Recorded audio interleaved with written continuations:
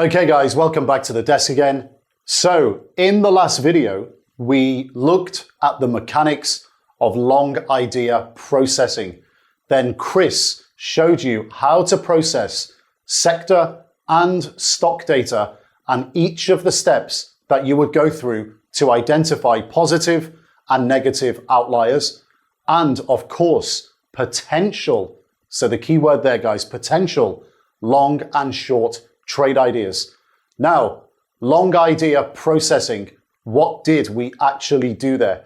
Well, we identified all of the earnings growth profiles for forward-looking earnings growth estimates, expectations, as set by research analysts in the market. So this is our earnings growth 1 number and our earnings growth 2 number. And we overlaid this with our own requirements to have the market on our side, and we rank the earnings growth profile estimates in preference for growth. So we then, of course, take that analysis and we apply it to a sector whenever we are processing the data in a sector. And Chris, of course, showed you with the spreadsheet class how to download the data and process it with best practices steps. In future, what you're going to be doing is you're going to become very, very familiar with all of these earnings growth profiles. And whenever you're processing, they're going to always be in the back of your mind. So you will naturally go through the processes very, very quickly. And you'll just get better and better at this, at using the earnings growth profiles, ranking them with preference, and ranking stocks with preference to their growth when you're processing data. So eventually, you'll end up doing this without thinking about it too much, and it becomes an autopilot situation. So you can probably see where this is going now, guys. Yes, conscious competence. You're going to become competent at doing this. Practice the processes over and over and over until you get good at it. And of course, get used to it and you start doing it naturally without thinking about it too much. You will start identifying opportunities without thinking about the earnings growth profiles too much. You'll end up doing it naturally. Now, we're going to move on to mechanics now of short trade idea processing. We're going to take the same approach by systematically going through earnings growth profiles, but now we're looking at them through a short lens, which requires actually a very different approach. In the video after that, what we're going to be looking at is turnaround stories and value traps. And we're going to learn what to stay away from and what could be opportunistic in that space. Then in the video after that, we're going to be looking at the most common mistakes in data mining and processing. So in the quant phase, the mistakes that are commonly made by retail traders in the quant phase when data mining and processing during the bottom-up process. This is actually going to help you a lot in cementing the processes that Chris taught you in the previous video. So let's shoot over to the next video and I'll see you back at the desk a bit later on.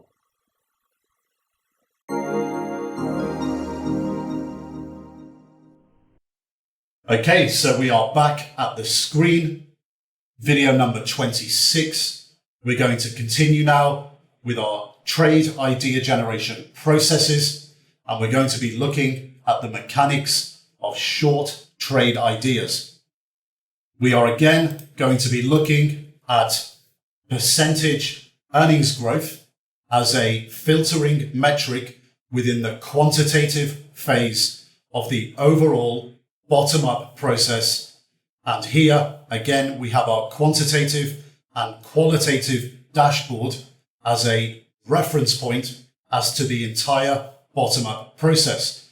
So on the left-hand side, we're going to be focusing again, like in the last video, on earnings growth, except in the last video, we looked at longs. In this video, we're going to be looking at shorts.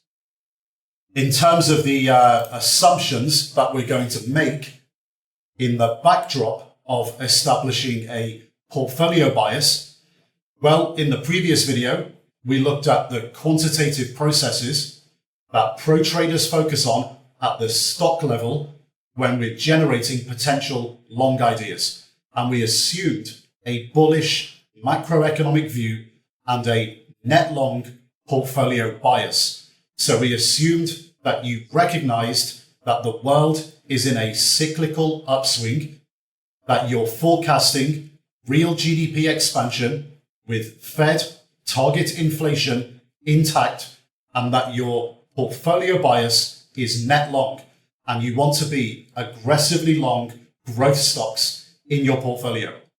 In this video, we're going to assume the same.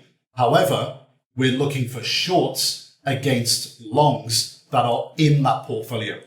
And this is a big lesson in itself, because at any one moment in time in the future, even if you want to be aggressively long growth names because you have a bullish predisposition, you must always, always, always still be seeking out shorts, and seeking out shorts that will go down in value, even if the overall stock market goes up. And the opposite also holds true.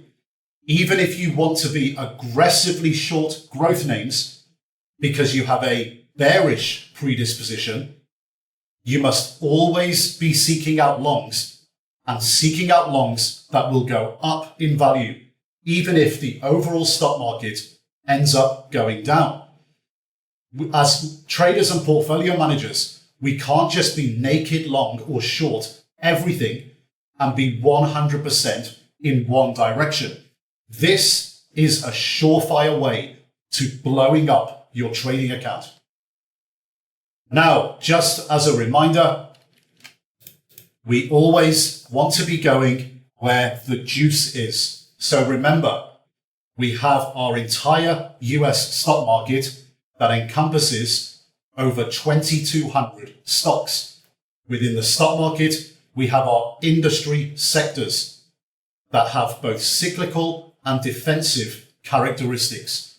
And within all of those sectors, we have different types of stocks that exhibit different types of characteristics. We have growth names, we have ex-growth names, and we have value names.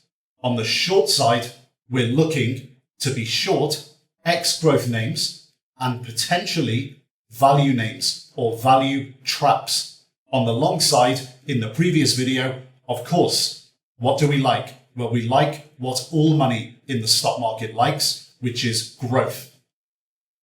So on the long side, we seek to be long growth names, and on the short side, we seek to be short ex-growth names and potentially what we call value traps.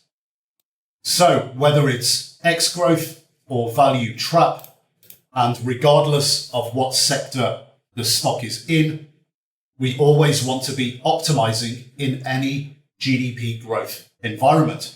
So regardless of whether GDP is growing or contracting, we want to be short stocks that go down in value, and we want to be short stocks that underperform the sector and the market in any GDP environment. In this example, as mentioned earlier, we are assuming a net long bias in the portfolio emanating from an analysis of the macro environment where we believe that GDP will expand and the stock market will go up.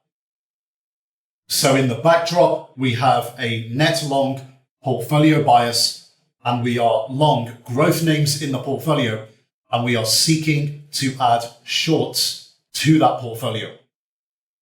Now, similar to the previous video, where we looked at those 10 earnings growth profiles through the lens of long ideas, so long idea processing. In this video, we're going to be looking at various earnings growth profiles, but looking at them through the lens of short idea processing. And you can go into the download section and download the spreadsheet called Earnings Growth Profiles for Shorts, and you can see all of the earnings growth profiles in that spreadsheet that we're going to look at here. But first, we need to talk about some of the mechanics of potential short trade ideas, some technical situations, and some good habits. So if you recall from the previous video with our market cap filters with short ideas, you need to be concentrating on the $20 billion plus market cap space.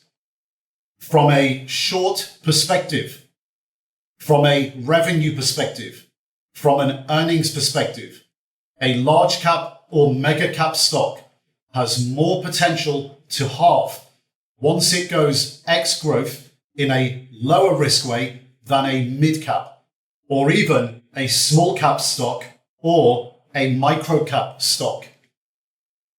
From a long perspective, a mid cap, say $5 billion market cap stock, has more potential to double and double quickly than a mega cap $40 billion plus market cap stock. So for long ideas, if you recall, we need to concentrate on the $3 billion to $10 billion market cap space.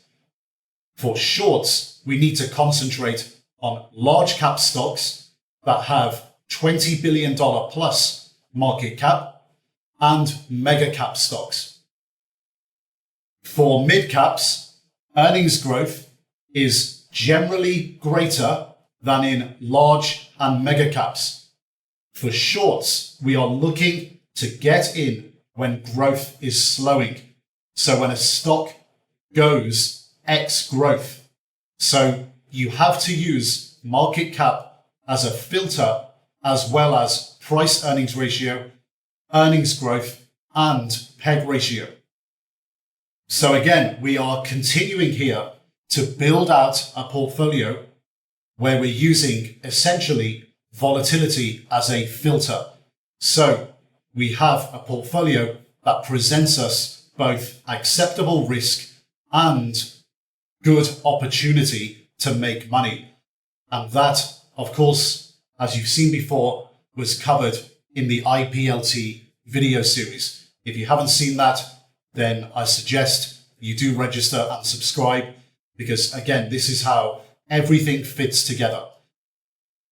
So from a portfolio volatility perspective, the large and mega cap space is ideal for us because initially there is low volatility for the 20 to 60 day time horizon, but because their business models are mature and they are vulnerable, when something happens to these companies in the negative, so when they go X growth, that's when stocks fall and fall sharply and volatility increases significantly. So we, as traders and portfolio managers, want to be capturing those moves. Additionally, when we are using market capitalization as a quantitative filter for our short idea processing, when we are opening a trading account for the first time, we want to get off to the best possible start. If you fill your portfolio with low market cap shorts, so under $3 billion, and you have lots of longs that are over, say, $40 billion, so essentially you are short small caps and long mega caps, you are asking for trouble. So in a GDP growth environment, for example, when you have a portfolio bias of net long, earnings growth is larger and more sensitive to the business cycle in, for example, mid caps versus large and mega caps on average. So if you are building portfolios where, for example, you are short a mixture of mid caps and small caps and long a whole bunch of mega caps, and you're just starting out with a new trading account, you are asking for trouble because you are short, on average, higher earnings and revenue growth versus long, lower earnings and revenue growth on average. So you are exposing yourself to being short, high earnings growth and high revenue growth, and long, low earnings growth and low revenue growth. You are also exposing yourself to short, high volatility and long, low volatility. So this is exactly the opposite of what we're trying to achieve here as traders when we're building long-short portfolios. You are asking for trouble, and as time goes by, you will blow up. Additionally, you're exposing yourself to potential takeover risk in your portfolio. Because if you're short a whole bunch of low market cap stocks and long a bunch of high mega cap or large cap market caps, you're exposing yourself to your low market cap stocks being taken over. They are much more likely to be taken over mid caps than a large or mega cap.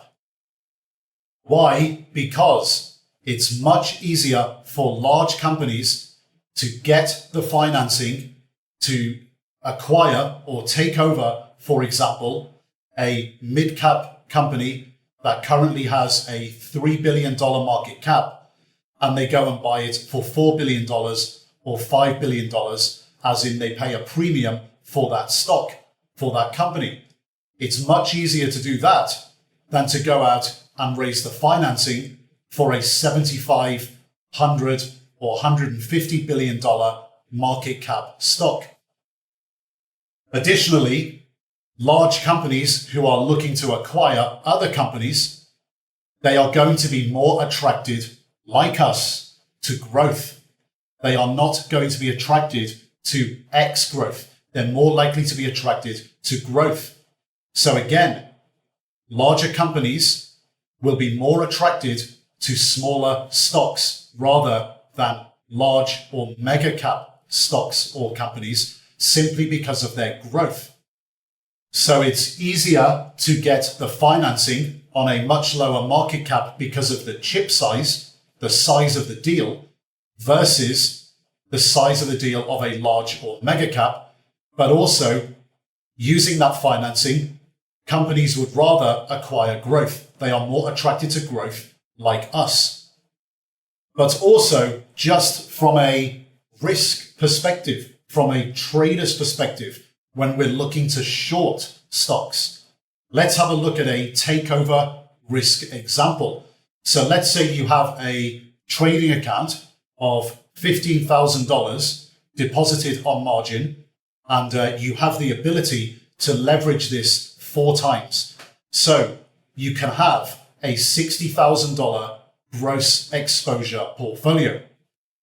And let's say in the portfolio, we choose to have 8 positions of $7,500 US notional exposure. And within those 8, we have 5 longs and 3 shorts, but we choose to be net long 5 large and mega caps and short 3 mid caps. What actually happens if, for example, we short $7,500 of a stock that has a market cap of, say, $3 billion. So it's defined as a mid cap, market cap $3 billion. And the company is taken over for, say, $4.5 billion value. And the announcement happens when the stock market is closed. That's a 50% premium to the market cap of yesterday. the stock will simply go up 50% without you being able to get out. So you're going to be down $3,750 on the trade. So on a total gross exposure number of $60,000, you are down $3,750, which is a 6.25% loss on the gross exposure number.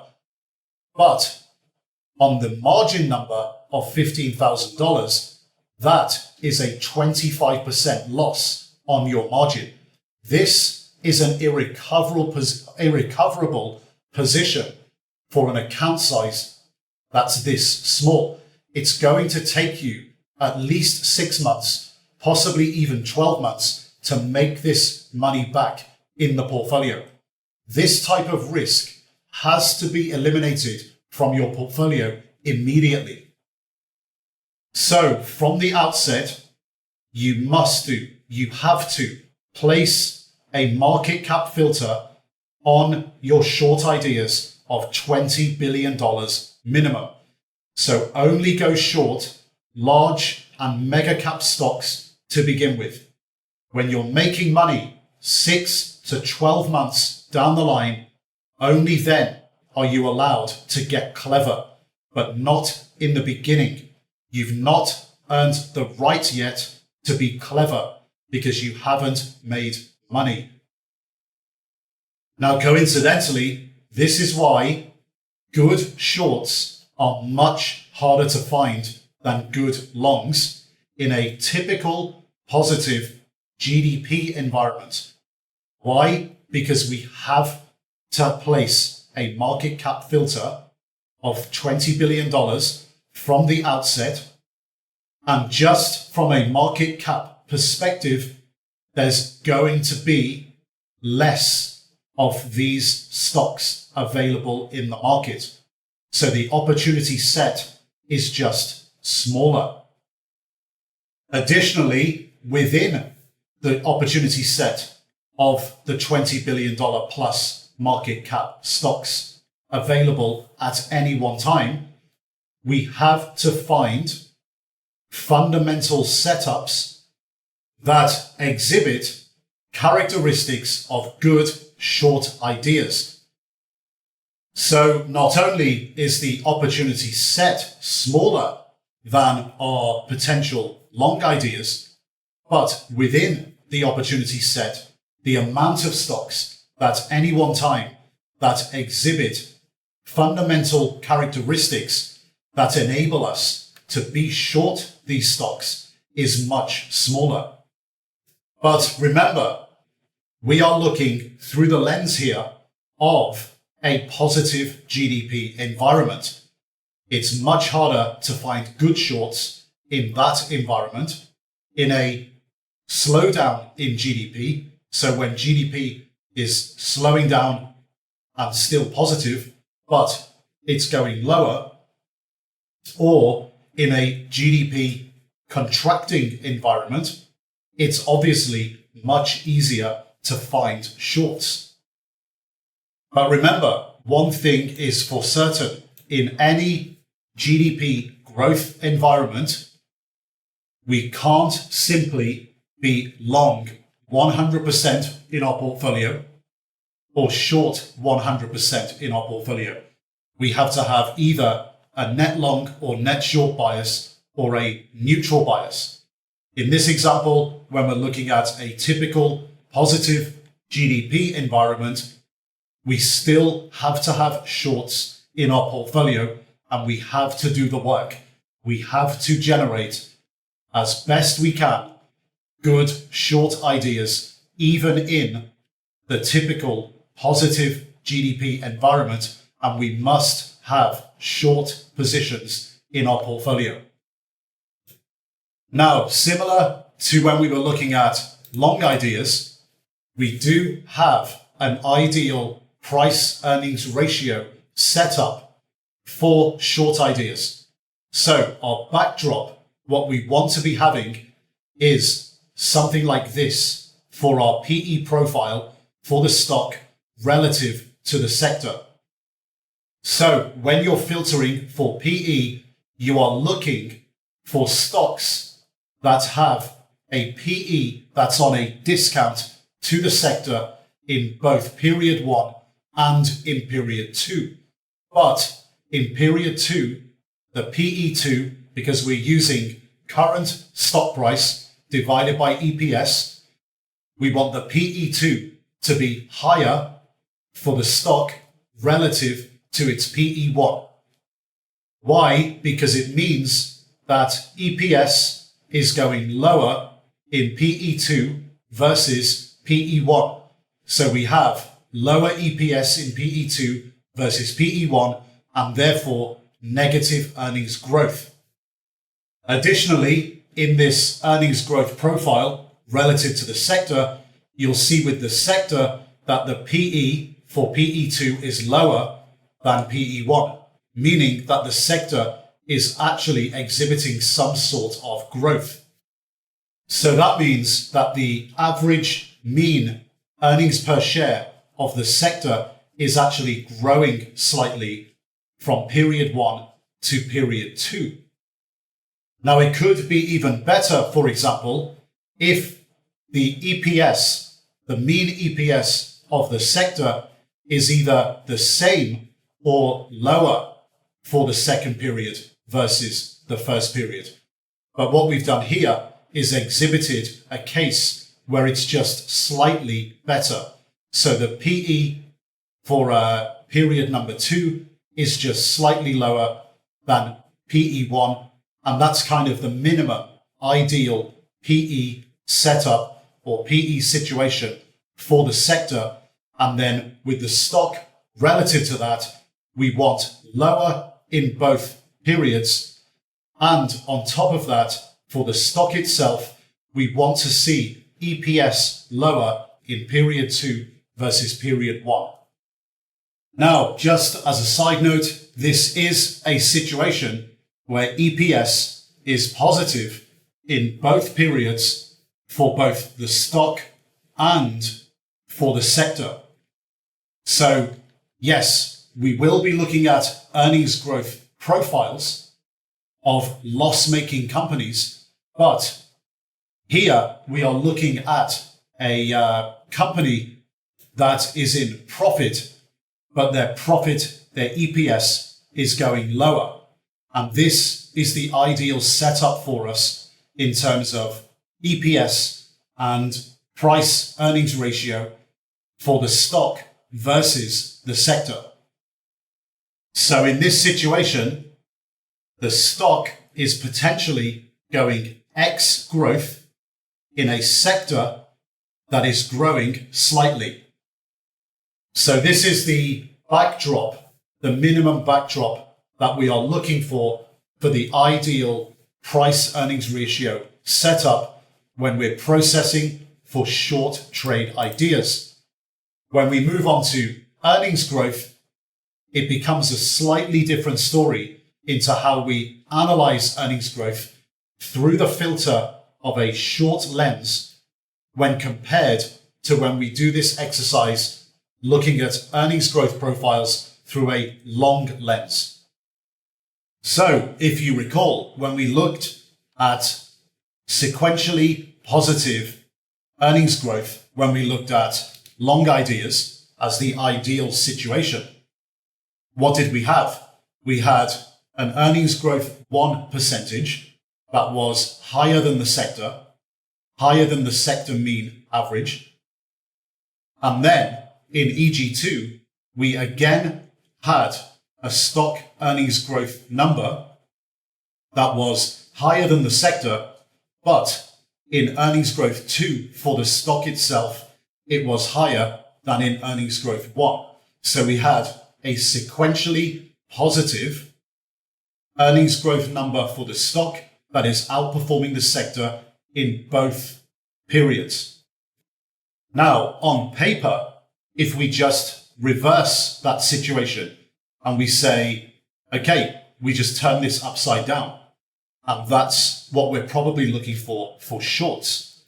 What do we get? Well, we get in period 1 an earnings growth number that is negative. and worse than the sector average. So the earnings growth percentage in period number 1 is negative. And then in period number 2, it's negative again, and it's accelerating to the downside. And again, it's underperforming the sector. So the stock's earnings growth is negative in both periods, and it's getting more negative in period 2 versus period 1. And in both periods, it's underperforming the sector. So on paper, what we're essentially getting here is sequentially negative, below sector average earnings growth momentum. The problem is that with shorts, the earnings growth setup can look attractive on paper. But when you actually go into the market and have a look at stock prices that exhibit this scenario, they're probably already going to be down quite a lot. And yes, on the flip side, when we're looking at long ideas that exhibit sequentially positive above sector average earnings growth momentum, when we pull up the stock prices of those companies, you're probably going to see the companies up quite a lot.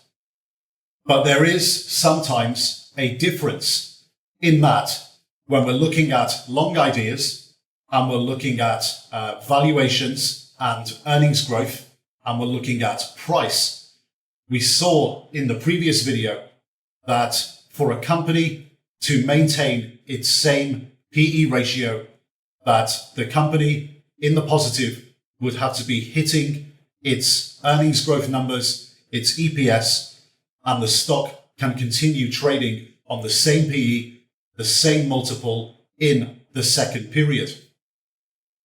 In that situation, the market continues to reward the company with a premium to the sector for delivering continuously on its results, on its operations.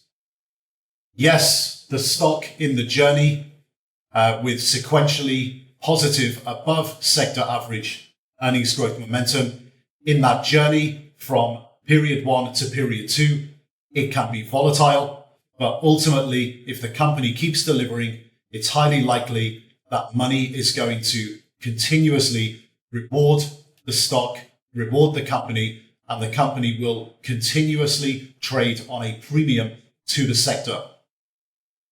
The difference is with shorts, when we're looking at sequentially negative below sector average earnings growth momentum, it's likely that when we pull up this type of earnings growth profile and then go and look at the stock price, it's likely that the stock price is going to be down potentially quite a lot already. And management is going to be doing things in an attempt to stop the bleed, to stop the earnings decline.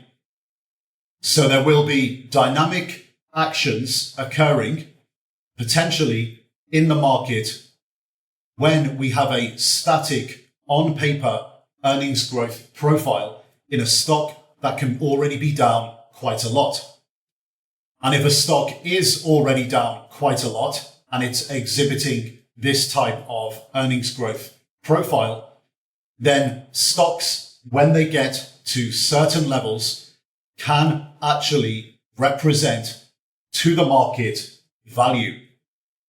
And this type of value appraisal comes from other players in the market, investors who are looking at both the balance sheet and the operation and coming to the conclusion that at a certain level, a stock is value.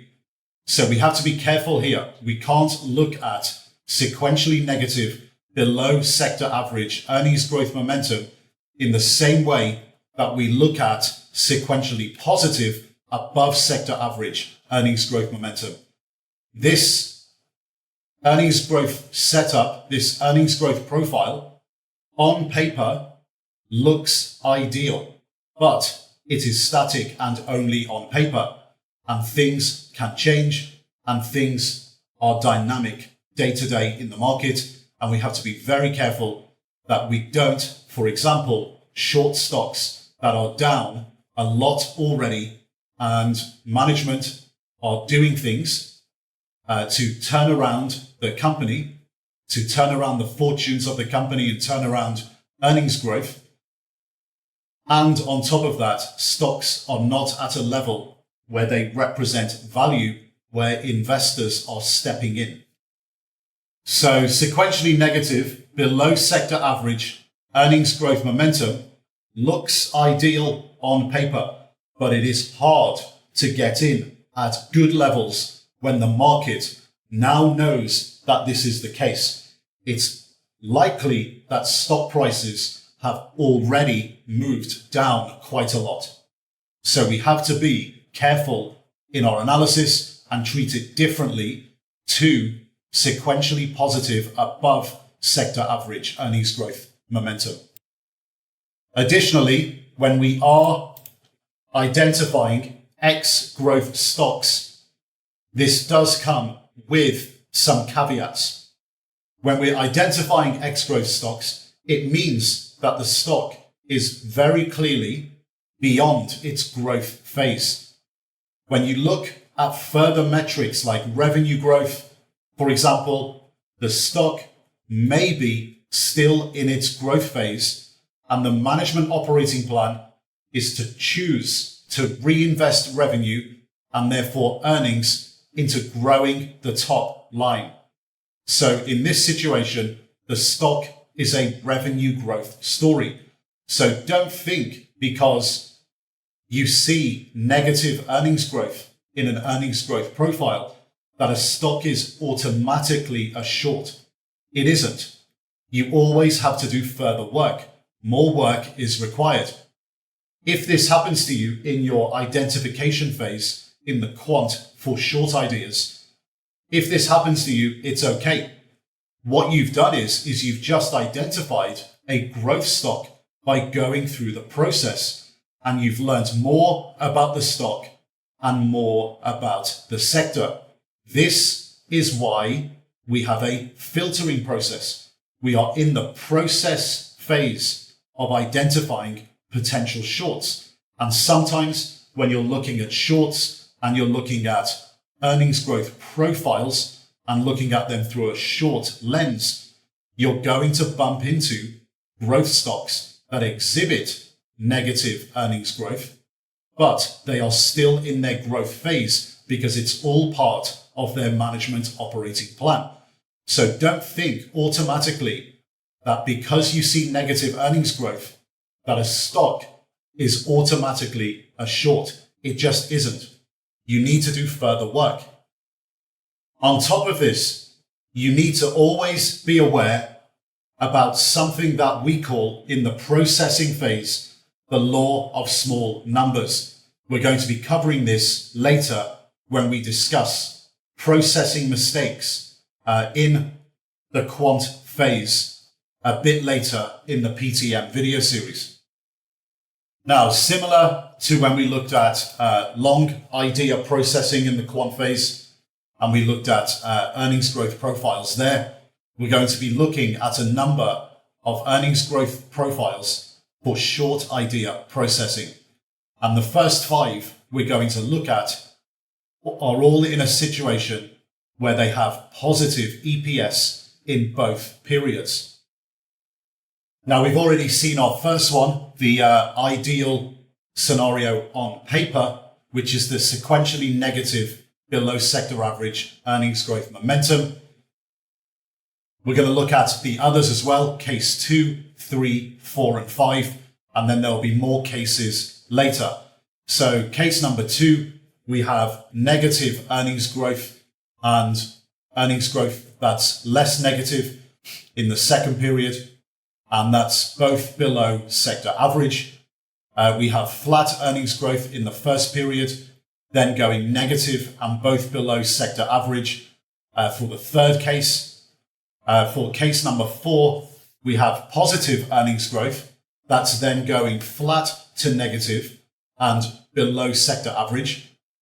And then case number 5, we have negative earnings growth in period 1. That then goes to a flat or positive position, and again, both below sector average. So let's have a look at these visually. We've seen our first one, the sequentially negative below sector average earnings growth momentum. On paper, the ideal setup. In reality, it may not be. The next one is probably the next best thing that is actionable. Negative earnings growth in period 1 and negative earnings growth in period 2, and both below the sector average. And in this situation, we have a sector average that has positive earnings growth. And if you think about this one compared to our sequentially negative earnings growth, if you think about this one in comparison, if the sector's the same, but we have a stock like this, where we have negative earnings growth and the earnings growth situation is still negative in period 2, but the rate of the earnings growth decline is slowing, this could potentially provide a better entry point or better short than case number 1. Why would this be the case? Well, it could be that the market is, or analysts in the market are hoping for some sort of slowdown in the rate of earnings growth decline. And that may not materialize. It may do, it may not. But we have to do more work. The point is that this type of earnings growth profile is not as bearish, if you like, on paper as case number 1 with the sequentially negative earnings growth momentum. So with a bit of hope priced into the stock that the earnings growth decline could be decreasing, with a little bit of hope priced into the stock, this could potentially provide us with a better entry point, a more timely short, because the situation could get even worse than it is now. But of course, as with anything else where we're in the quant phase, more work has to be done. Moving on to case number 3, we have a situation here where the earnings growth in period 1 is actually slightly positive, but below sector average. And then in period 2, the earnings growth goes very negative and is below sector average. And in this case, we need to be quite careful. We need to be careful here because we need to analyze what is really going on at the company. There's obviously something that analysts have flagged for period 2 that is going to be very bearish for earnings growth. Therefore, we need to work out whether this is actually operational and it's a material change in business conditions, or it's some sort of technical situation through, for example, accounting. So there could be, for example, a big expected one-off charge that's going to occur in the following year that's going to hit earnings. And this is very well flagged and expected by the market. So we have to understand that in those situations, the market will look through it or potentially look through it because it's not a material change in business conditions to the negative. But when we pull up this type of earnings growth profile, we obviously on paper know for sure that earnings growth is getting hit considerably in the following year. Therefore, something bearish is happening to earnings.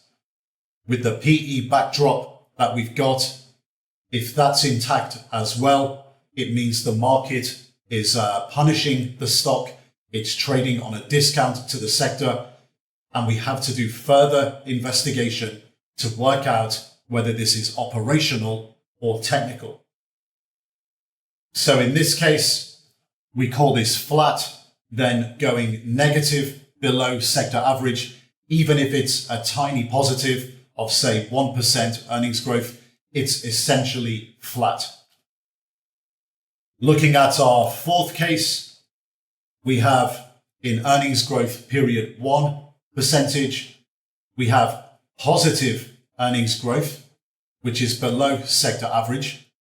And then we have a situation in period 2 where earnings growth percentage is going to flat or negative and below sector average again.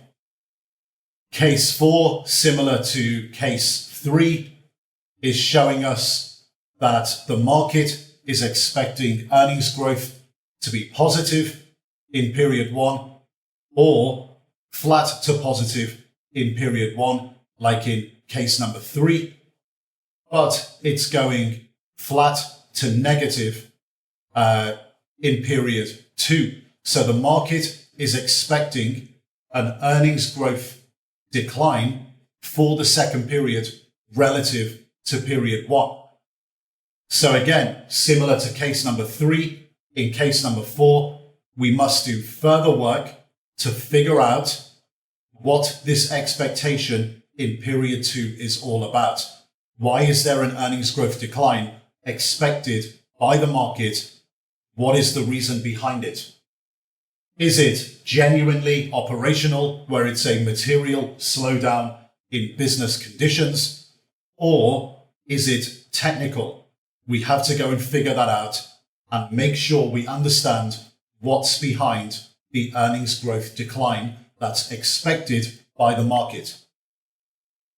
Now, what you will notice as we've gone through case number 1, 2, 3, and 4 is that you're looking at earnings growth profiles that are potentially at various stages of a company going X growth.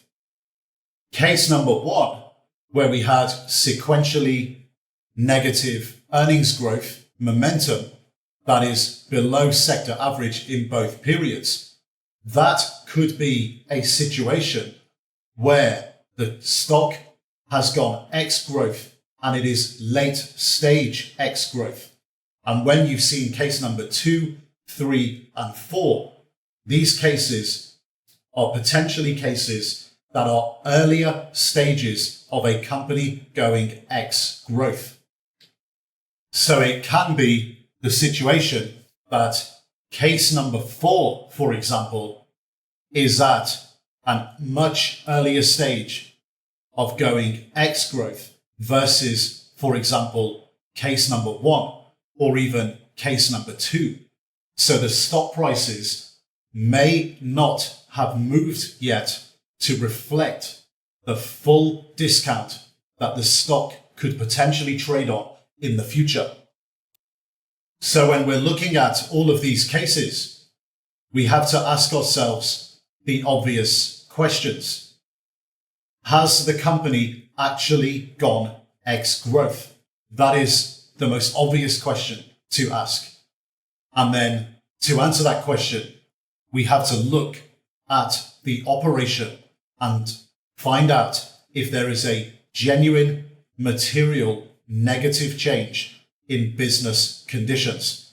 And then to put it into context from a short idea processing perspective, we have to ask ourselves the next question.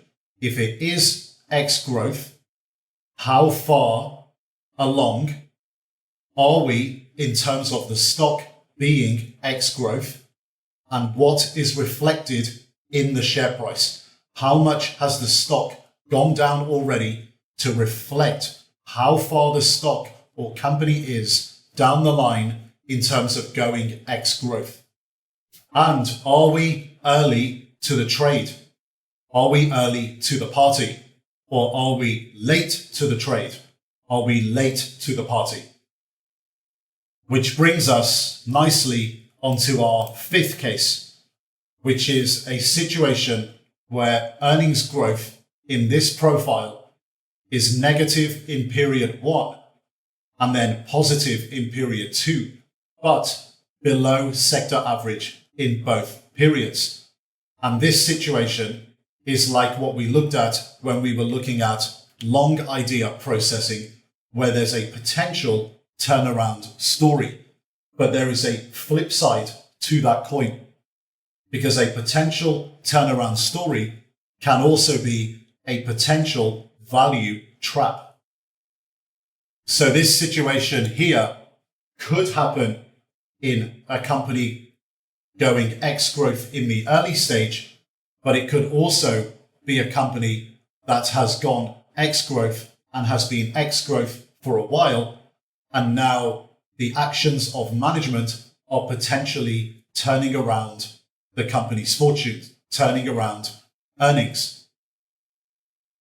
If you see an earnings growth profile like this, where it could be early stage X growth, then the EG2 number could be a totally fictional hope number, and the EG1 number is reality going forward.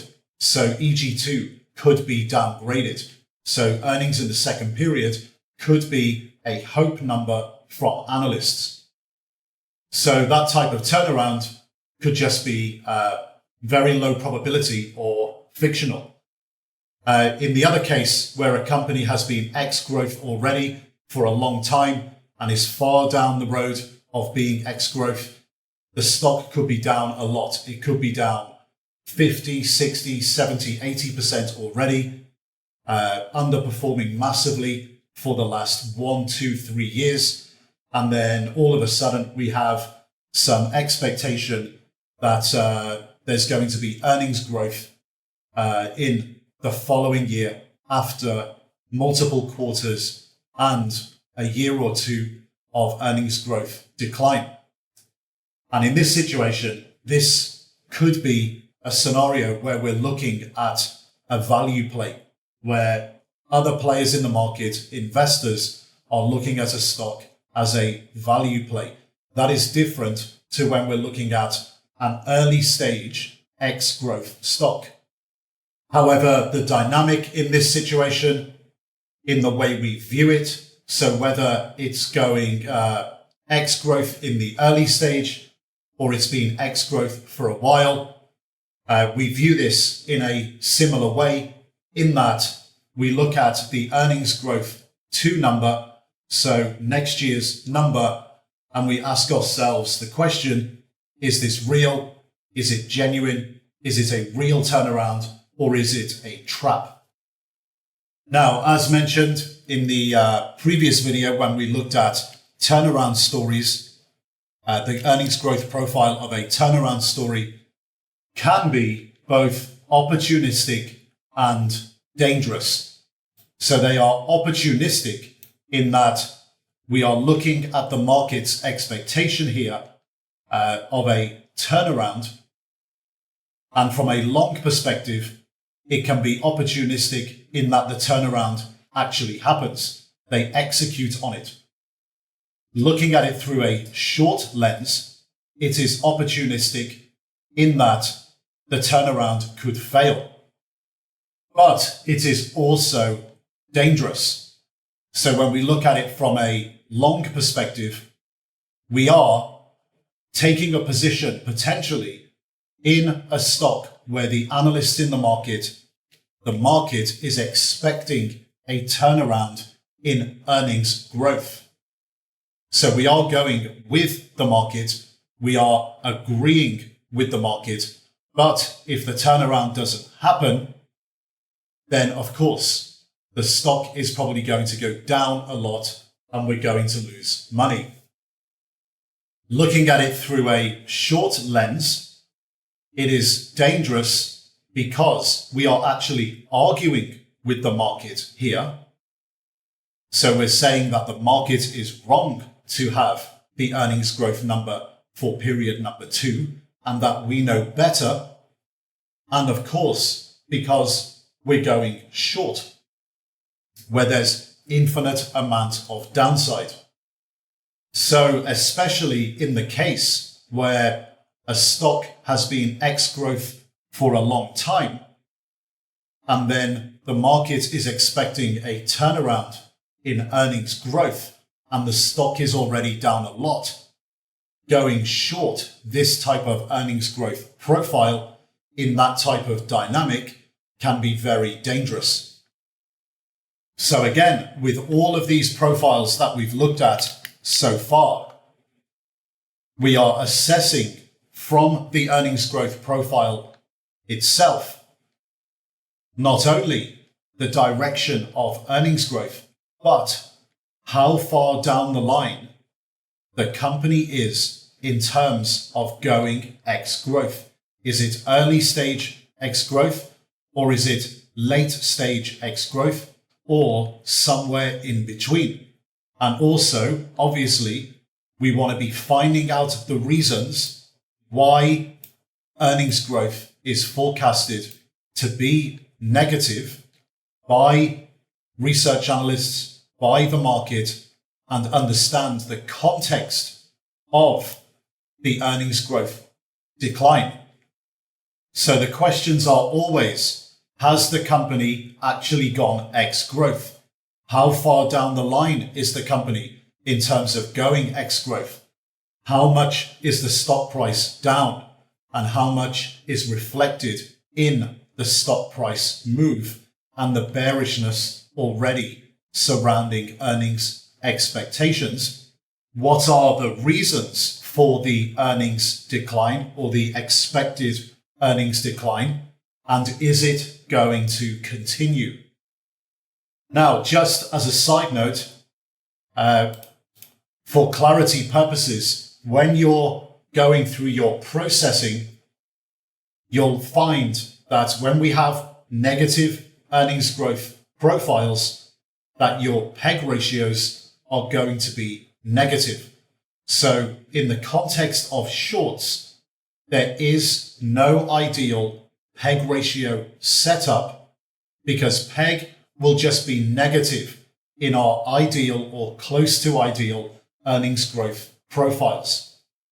Because when you're dividing a positive price earnings ratio number by a negative percentage number, you're going to get a negative. That's just going to be the case. And a negative PEG doesn't tell us anything about valuation and what the market thinks of the stock relative to other companies. So in these situations, when you're looking at negative earnings growth profiles from a short processing perspective, you can overlook negative PEG. As in, the ones that have negative earnings growth, so they would be our cases, case number 1, 2, and 5. But our cases number 3 and 4 would have slightly different PEG setups.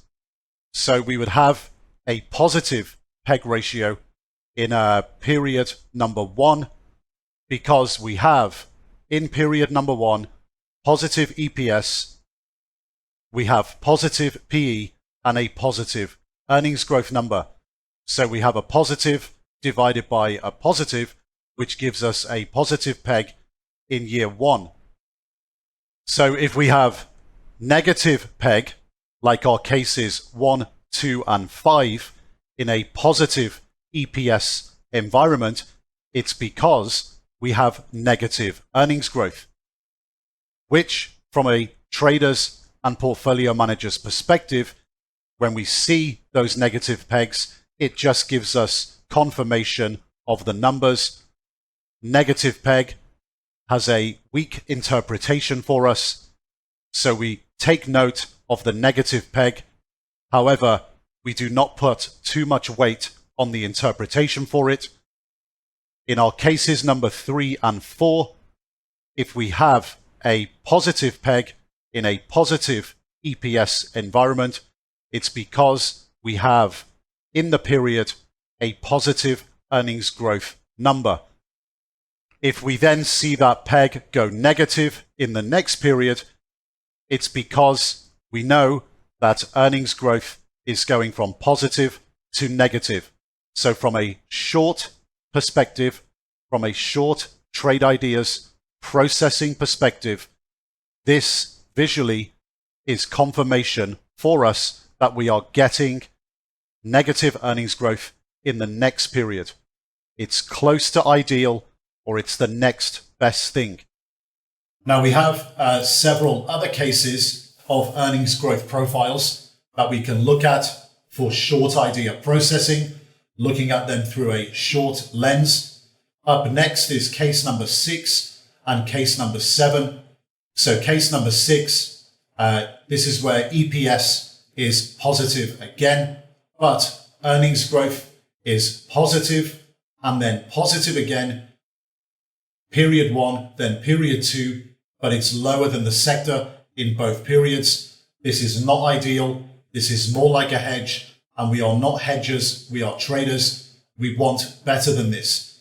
Case number 7, anything that is equivalent to the sector or higher, it's just not worth looking at. So looking at positive, then positive earnings growth, period 1 and period 2, but below sector average. What we've actually got here is for the stock itself, earnings growth momentum. So we have sequentially positive earnings growth momentum for the stock, but it's below sector average for both periods. We could have just as easily put on the screen in period 2 a slightly better positive earnings growth number. We could have put on the screen a flat earnings growth number or slightly worse. That would be pretty similar because it's positive and positive, looking through a short lens. In all of those scenarios, this would probably not qualify as good as the situations that we've looked at so far. Definitely not for the sequentially positive earnings growth, even though it's below sector average. This, for an investor, would potentially provide a hedge to a long idea in the same sector. But again, we are not investors. We are not into hedging. We are looking for the juice. We want stocks that are going to get clobbered. We want stocks that are going to go down. We want shorts that are going to go down a lot and longs that are going to go up a lot. We want to be going where the juice is. For case number 7, it's a pretty similar situation. In both periods, we are exhibiting earnings growth for the stock that is at or very close to being equivalent to the sector earnings growth in both periods. Again, this is not ideal for us when we're looking through a short lens. We're not into sector performance. We want to do better than this. We want to be short stocks that are potentially going to really underperform the sector and the market in any GDP environment. And not just underperform, but go down a lot. Now, moving on to our next 3 and final 3, actually, earnings growth profiles when we're short idea processing. Now, all of these companies, at least in the first period, have negative EPS. So they are loss-making companies. And then also in the first period, they have negative earnings growth. But what's different about these cases is what happens in the second period. So let's take, for example, case number 8, where we have a loss-making company, so negative EPS, at least in the first period, and they get negative earnings growth in period 1. And the earnings growth is below sector average. Then in the second period, they have positive earnings growth, but that doesn't necessarily mean that it's positive EPS. It can also be negative EPS, but it's just less negative. But the positive earnings growth number is above sector average.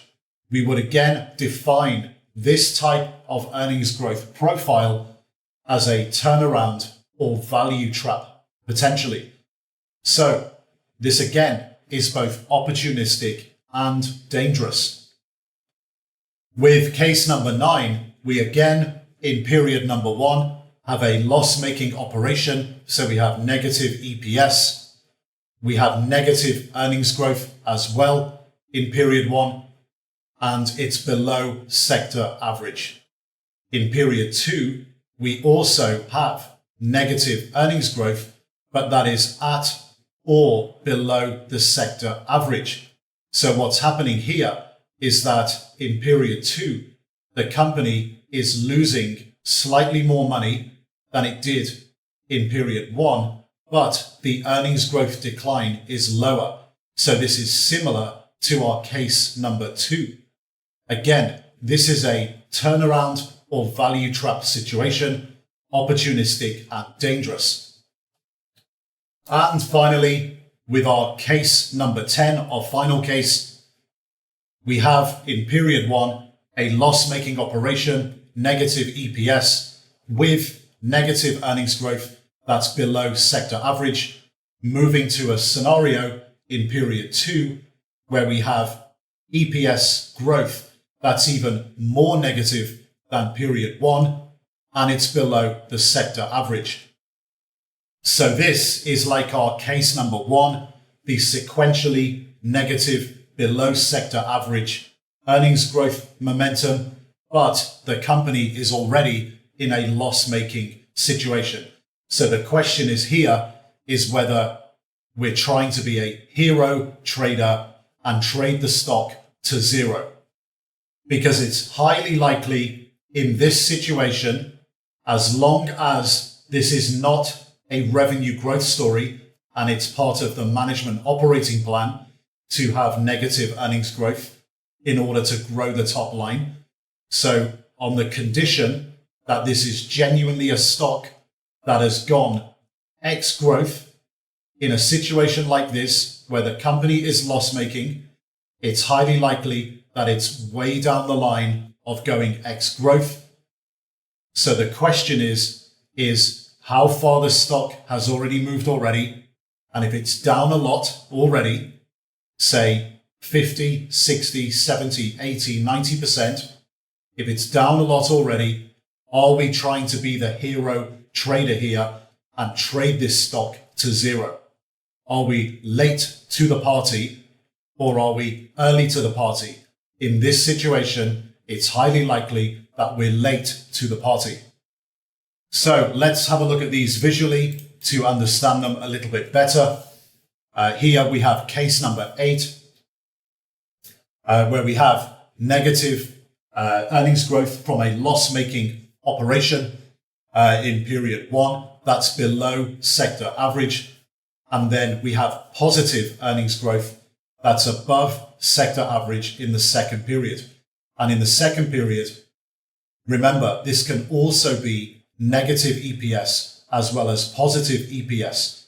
So we could have a situation here where a company, for example, is going from negative 60 cents to negative 1 cent in their earnings, in their EPS. So essentially, they've recovered 100% of their losses. So they have 100% earnings growth in the second period relative to earnings growth in the first period.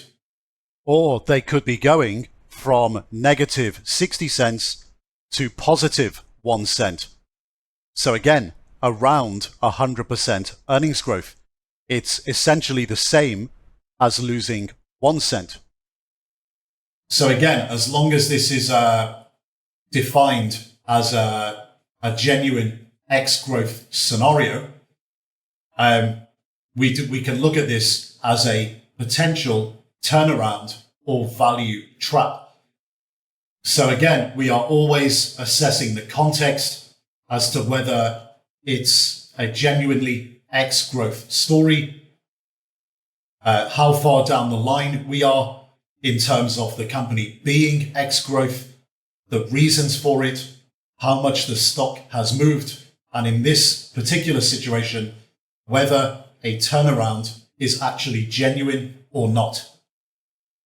Next up is our case number 9, where we have, again, a loss-making operation in period 1, where we have negative EPS and we have negative earnings growth that's below sector average in period 1. And in period 2, we have negative earnings growth in period 2 that's either at or below the sector average.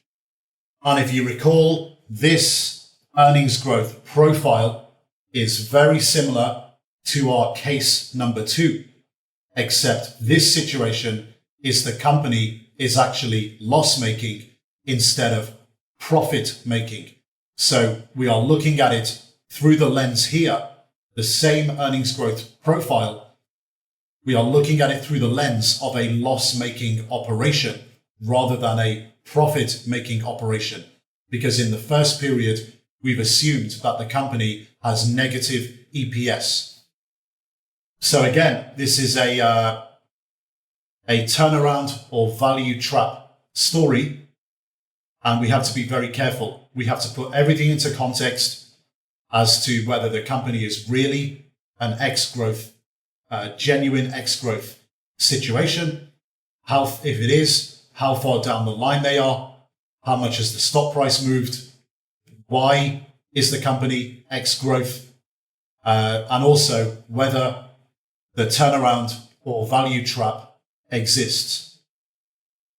Next up is our final case, case number 10, where we have negative EPS in period 1 with negative earnings growth below the sector average.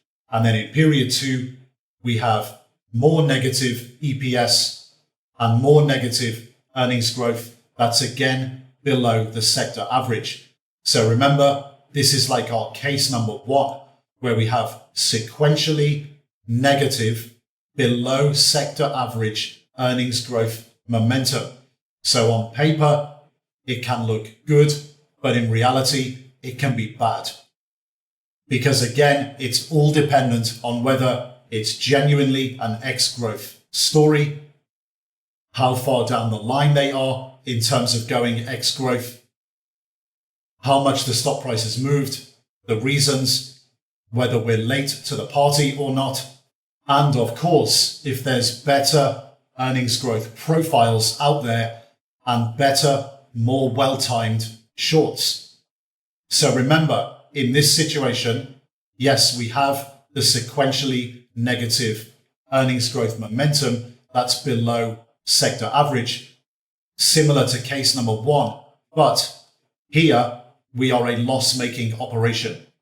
Case number 1 was a profit-making operation. So it's highly likely that if all of these X-growth factors are in place, that this scenario, we are way further down the line of this company being X-growth than even case number 1. So this covers our 10 earnings growth profile cases when we are processing in the quant phase for short ideas and looking at these earnings growth profiles through the lens of short ideas. And as mentioned, with shorts, we have to take a different approach versus when we're looking at long ideas and going through the processes there in the quantitative phase and looking at earnings growth profiles through the lens of long ideas. So for earnings growth profiles, when we're short idea processing, we've got to think of it in terms of EPS and earnings growth in 4 ways.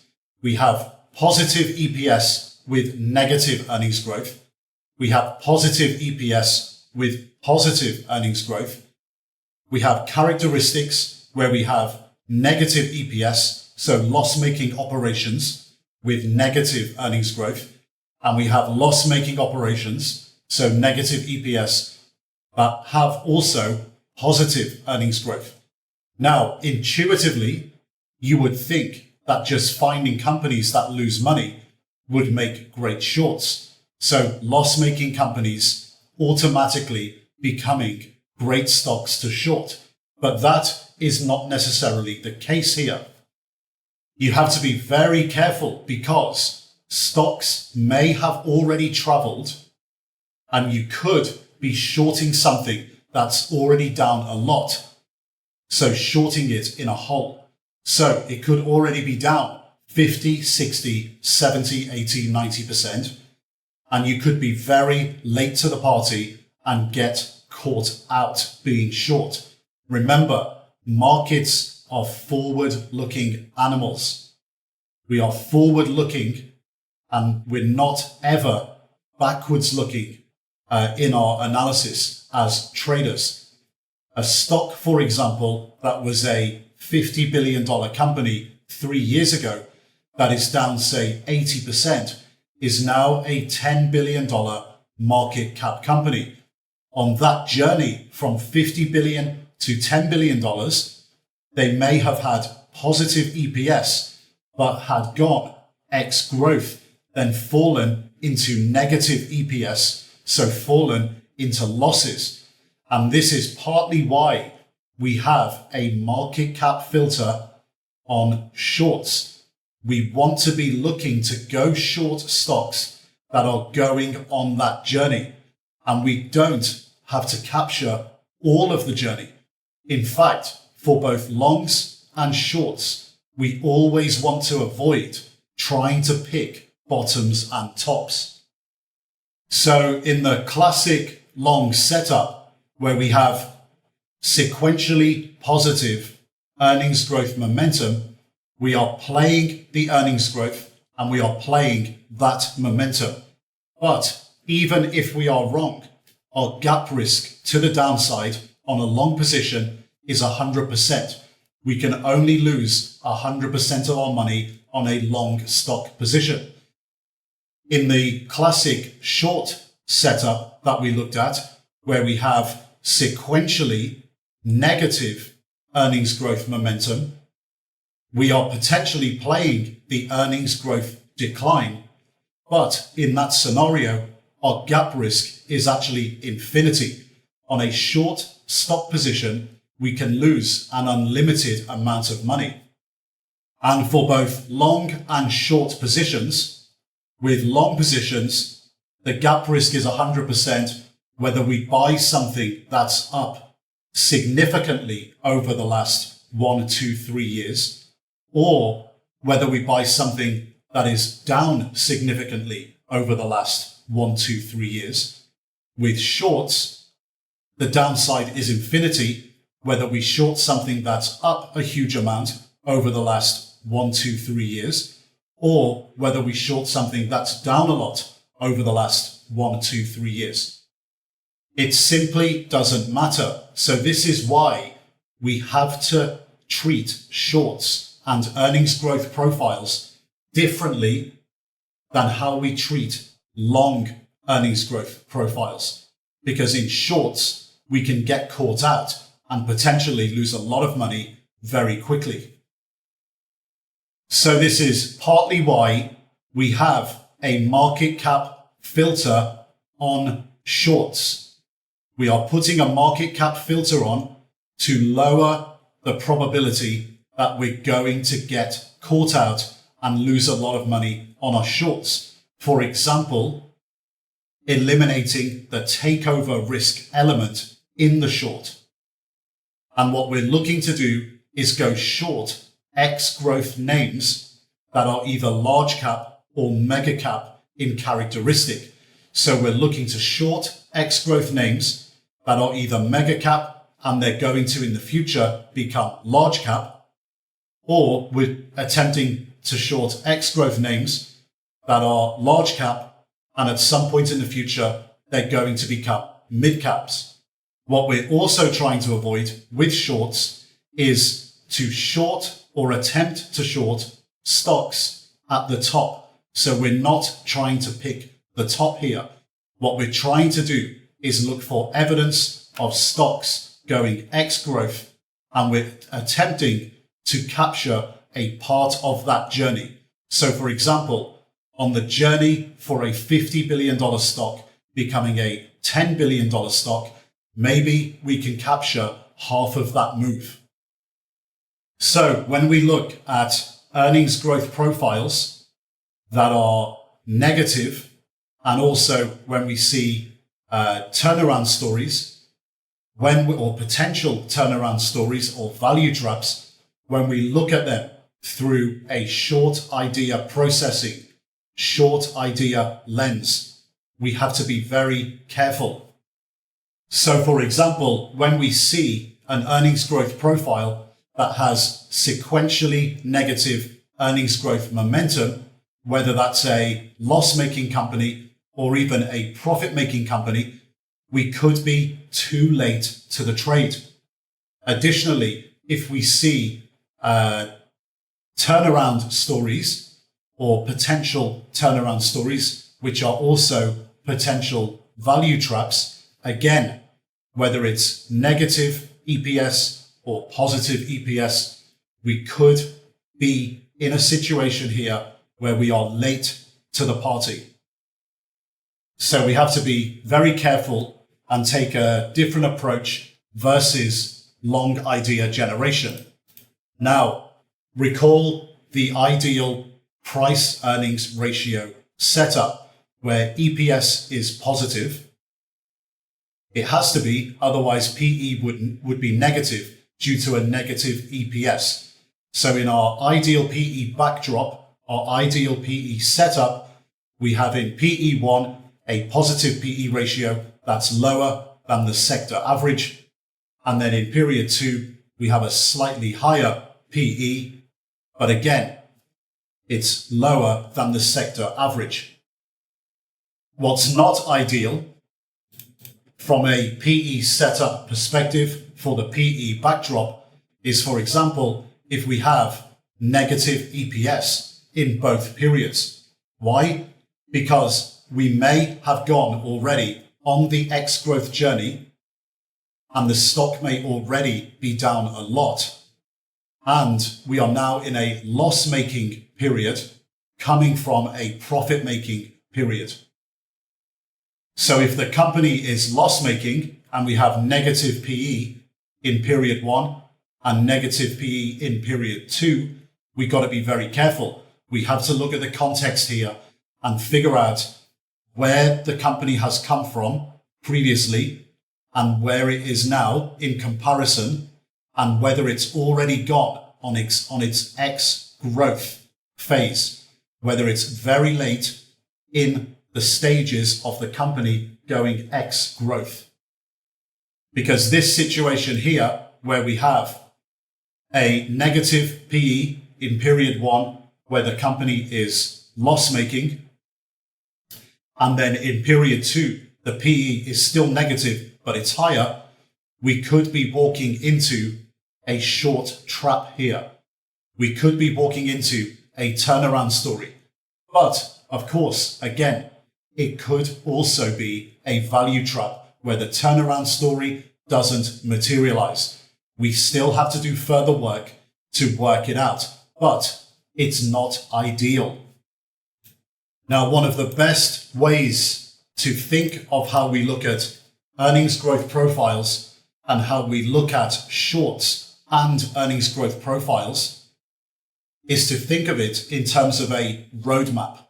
And where on the journey do we think we're actually capturing the X growth company? So we tend to think of things in terms of short waves.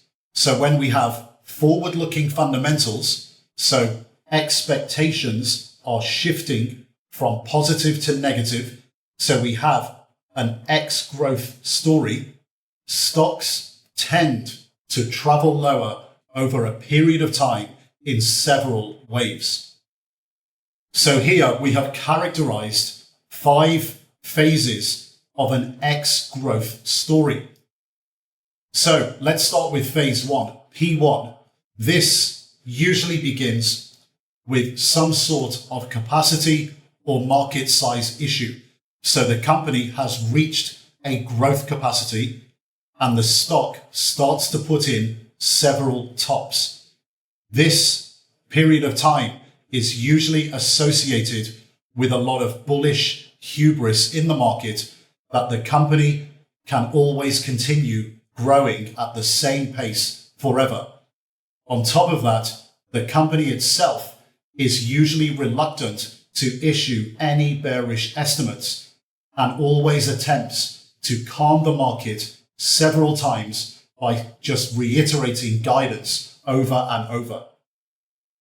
The next phase of an X growth story is phase 2, where expectations actually do shift lower, and they are now, those expectations, being started to believed by the market. This period is usually associated with a lot of profit taking from long-term investors, so long-term bulls on the stock, or cutting from more short-term players in the market, from hyperbolic bulls that bought at or near the top. At this stage, usually what happens is the company actually does issue materially lower guidance, but they do it reluctantly. But what happens is by the time the company has actually issued that materially lower guidance, the stock has already moved down before they do. And this tends to be because analysts have already moved their expectations in the market, and the company lowers their guidance later because they are reluctant to do it, but they end up having to admit it. Now, this brings us on to phase 3, where in the market, a new normal growth rate expectation is set by the company and equity research analysts. And this flushes out more of the stale long investors. And what tends to happen with these situations is that it's accompanied by the company now actively seeking a new management operating plan, an MOP, and starts to talk and verbalize about a turnaround. And then new investors begin to enter the market, usually dollar cost averaging on the way down for the turnaround story that they believe in, that the company is now pushing in the market. Stale bulls and investors who don't believe the turnaround story sell to those that do. But in phase 3, what usually happens is the stock takes another leg lower. And now we move on to phase 4 of when companies go X growth, where the stock is now down materially from its highs. So we're talking 50, 60, 70, 80, even 90% plus. And at this stage, it's a totally different company to the one prior to and in phase 1. And what tends to happen at this stage is the new company management operating plan is rolled out, and the market is starting to see evidence that the rate of decrease in fundamentals is slowing down. So the market is starting to see evidence that the bleed has stopped, or it's close to stopping. And the question always is here, will they pull it off? Will they pull off the turnaround? But from a trader's perspective, we look at it from the perspective of who really cares. Because we want to be shorting stocks way before phase 4 happens. So we want to be shorting stocks in phase 2 and phase 3. In phase 1, we're not looking to pick the top. In phase 4, we are not looking to short stocks in a hole. In phase 4, stocks can trade sideways and occasionally have very ugly rallies, very ugly short squeezes, and there's a lot of volatility around. But ultimately, stocks will probably go sideways, but we don't want to be caught up in that as traders. And then what happens? We have phase 5. And in phase 5, either the company management pulls off a turnaround, so they manage to turn the company around, or they don't. But at this stage, as traders, we don't care. We are traders, not investors. What we are looking to do is catch phase 2 and phase 3 and then move on to the next one. So with these short waves, of course, every situation is different and should be judged on its own merits. This is just a rough guide or template as to when a company goes X growth and handles it badly. So they go all the way from phase 1 to phase 5. On the journey through phase 1, phase 2, phase 3, a lot of company managements could potentially see the issue coming and simply pivot in phase 1 or phase 2, or even in phase 3. But don't worry, this is why we have diversification in our portfolio. Now, bigger companies tend to find it hard to turn around X growth situations quickly. A speedboat, so a smaller company, can zip around the ocean quickly. A smaller company, can tweak their management operating plan to suit the times and implement across the board. And lines of communication in smaller companies are quicker and they can get to market a lot quicker.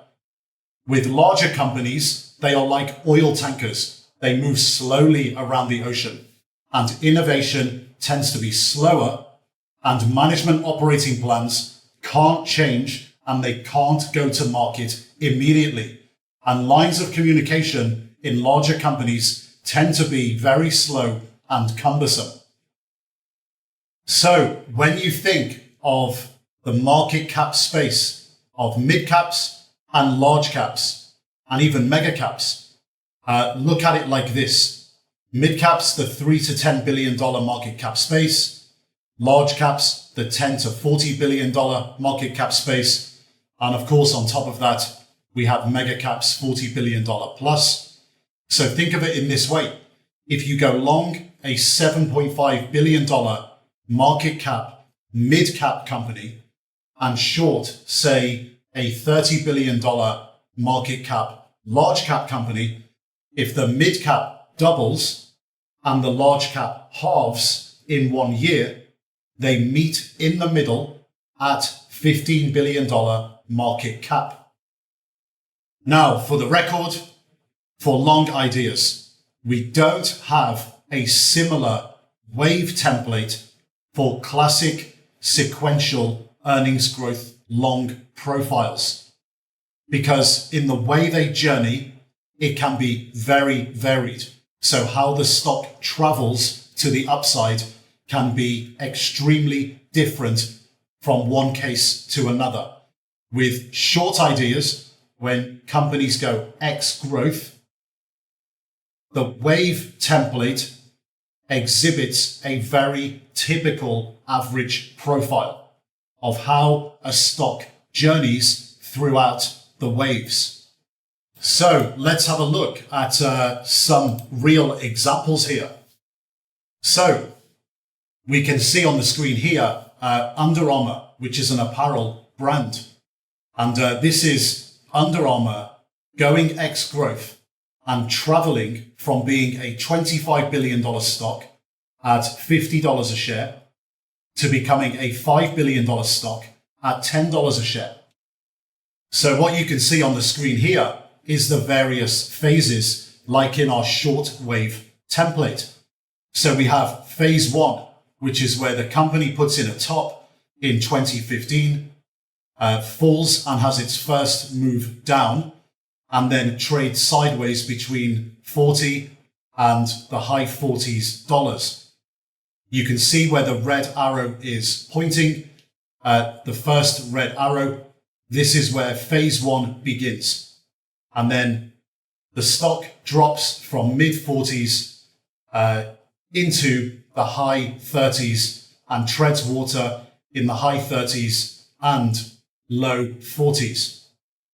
So this is the stage where the company is threatening to go X growth, but at the time, of course, management will have been reiterating guidance and defending the stock, defending the company. But the growth trajectory of revenue and earnings that they experienced, say from 2012 to 2015 and the beginning of 2016, was now in question. So the company was potentially going X growth.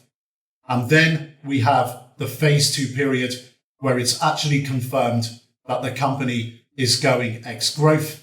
And then we have the phase 3 phase where a new normalized growth rate, which is slower than the old growth rates, is set as an expectation by the company and the market. And we end up in the 20s and even the low 20s and chopping sideways. And then we move into phase 4, which is when the company starts to bottom. The stock starts to bottom in the phase 4 period. And this is where the turnaround story begins, or whether it's a value trap. The new management operating plan is rolled out in an attempt to turn around the company.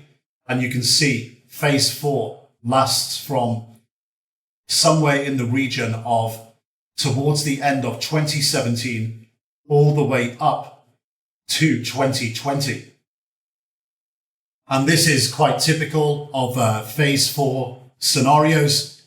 They can occur for a long time and we can get a lot of volatility during the phase 4 period because it does take a long time for management operating plans to be implemented and for them to actually start working. So from a trader's perspective, we obviously want to avoid shorting stocks in a hole. So shorting stocks in phase 4 and phase 5 at or near the bottom.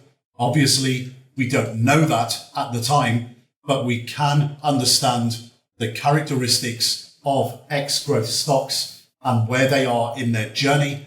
And we will be better off looking for other situations.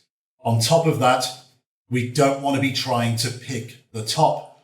So we don't necessarily want to be in phase 1, phase 4, or phase 5.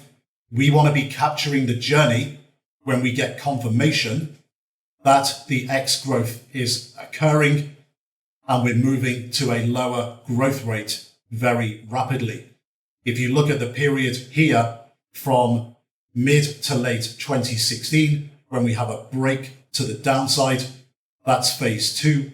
And then the break to the downside again in early 2017, that's phase 3.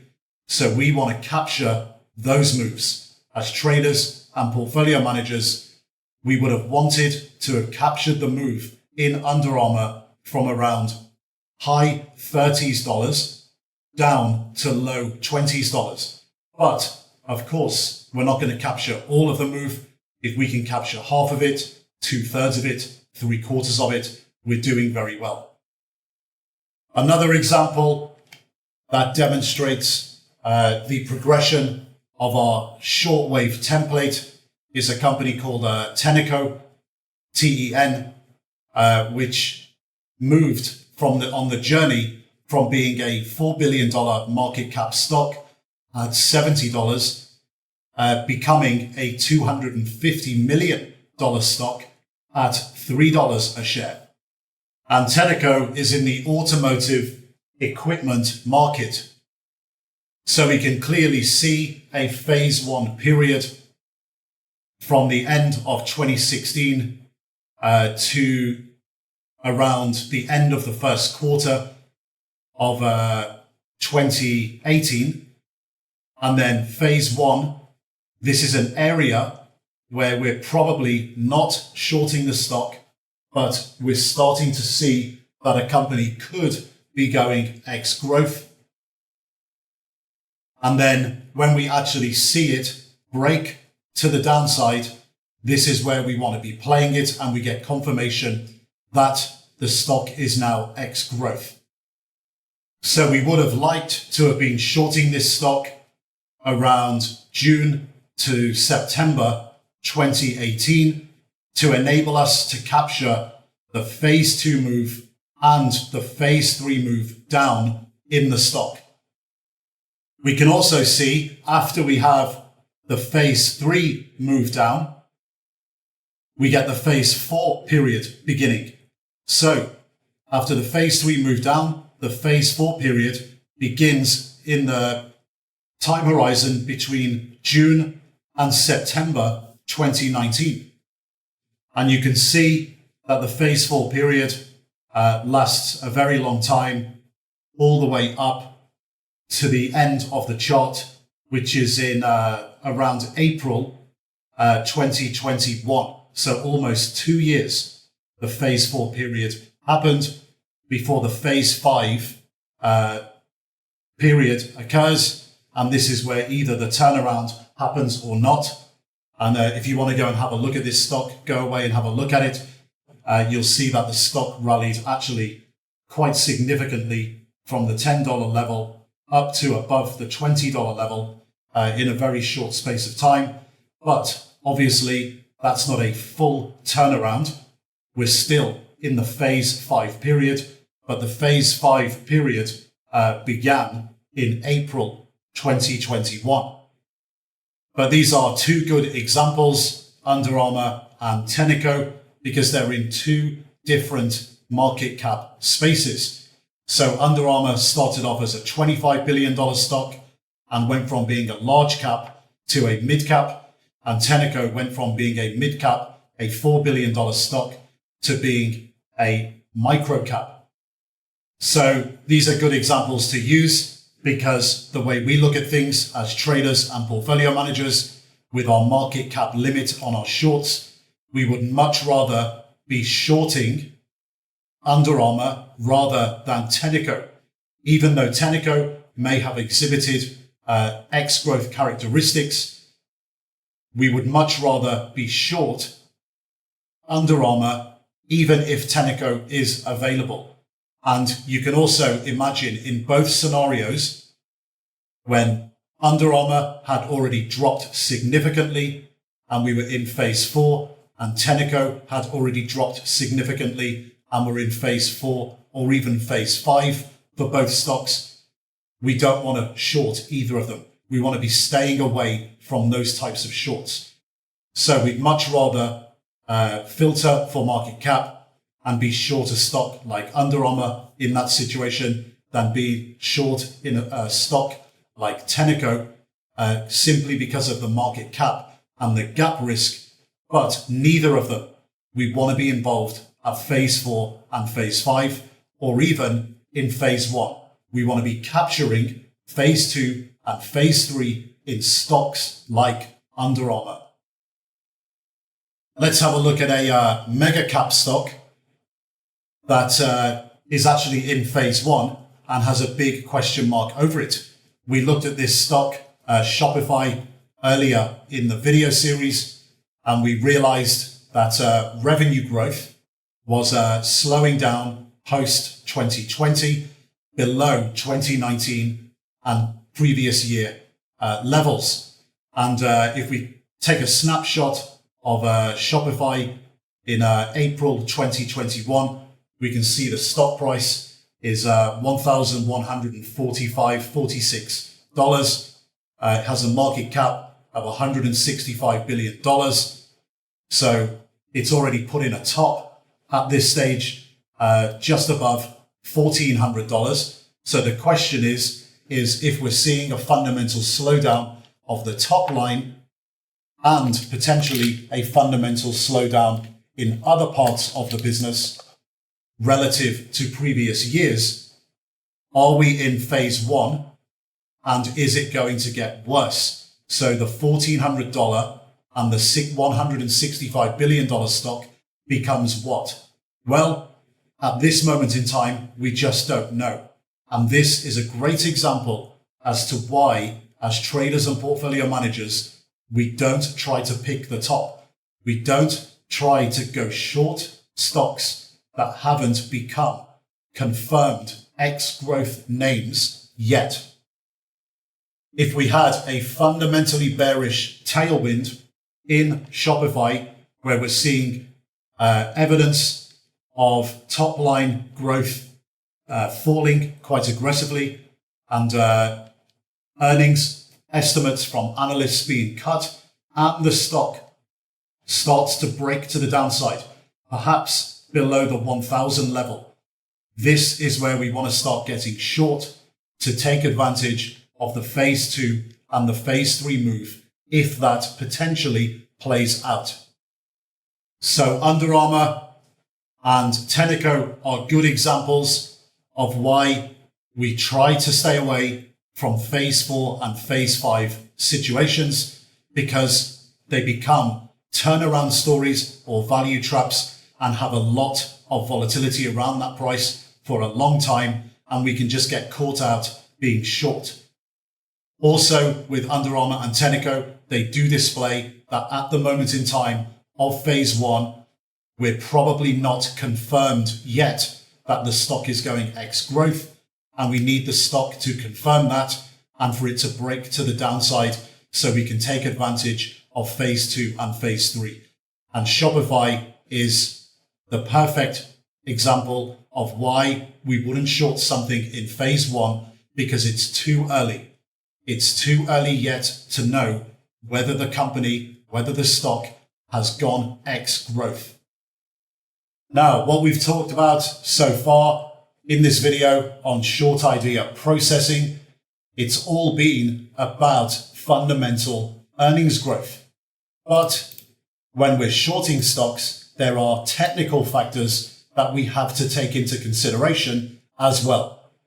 And something we always have to consider, even with long ideas as well, but especially with short ideas, we need to consider short interest in the stock. And a really good resource for checking short interest as a retail trader is a website called shortsqueeze.com. You should register there. It's well worth the small annual fee to become a member of that website, because you'll be able to check short interest in any stocks that you have ideas in. So short interest is calculated as a short interest percentage. So that's the amount of shares that have been sold short in the market divided by the amount of shares in issue. So the float of the company. And what this does is give us a sentiment gauge on how bearish the market is on the stock. But a much more useful measure, even though we do need to know what short interest is all the time and be aware of it, a more useful measure is actually the days to cover ratio. This is a liquidity measure.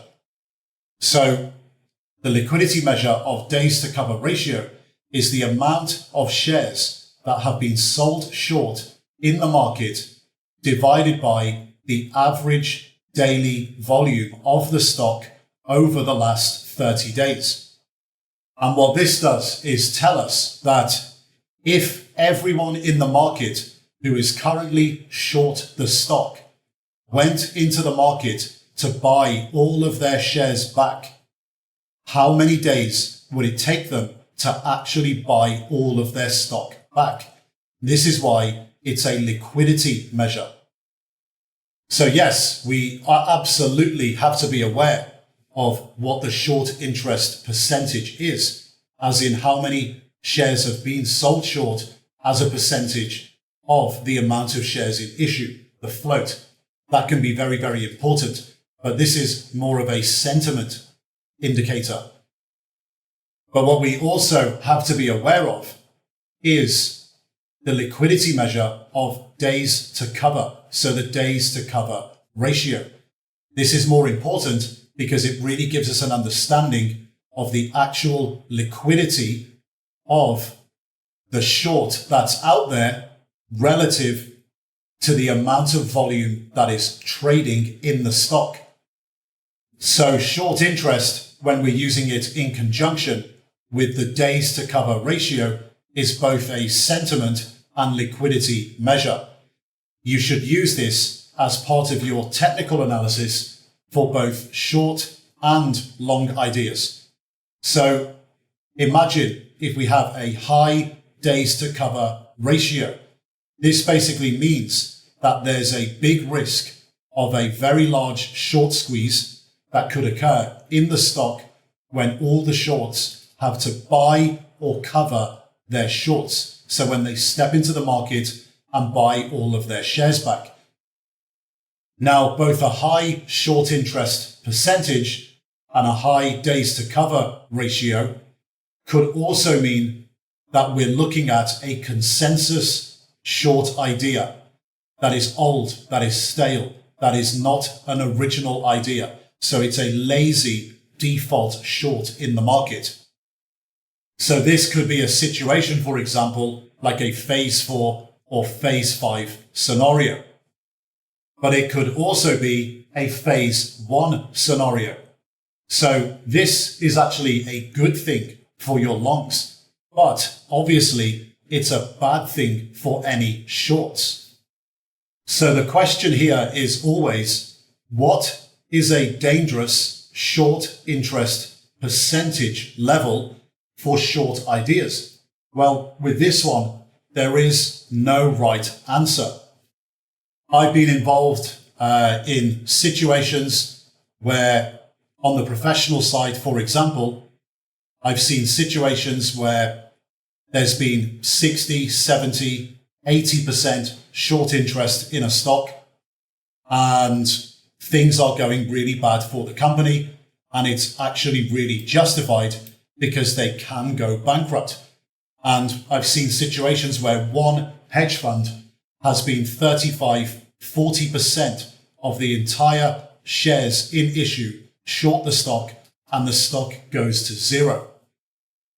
So with the percentage short interest itself for short ideas, there is no right answer here as to a level that is dangerous. It always has to be taken in the context of what's actually happening with the stock. In that situation, for example, where one hedge fund is short 35-40% of all the shares in issue, and the total short interest is 70-80% of all shares in issue. In that situation, the stock is cratering, and it's generally in situations like that, trading its market cap every day, or even more than the value of its market cap every day. So there's a lot of liquidity in the stock as it's traveling towards zero. So the days to cover ratio in a situation like that might be surprisingly low.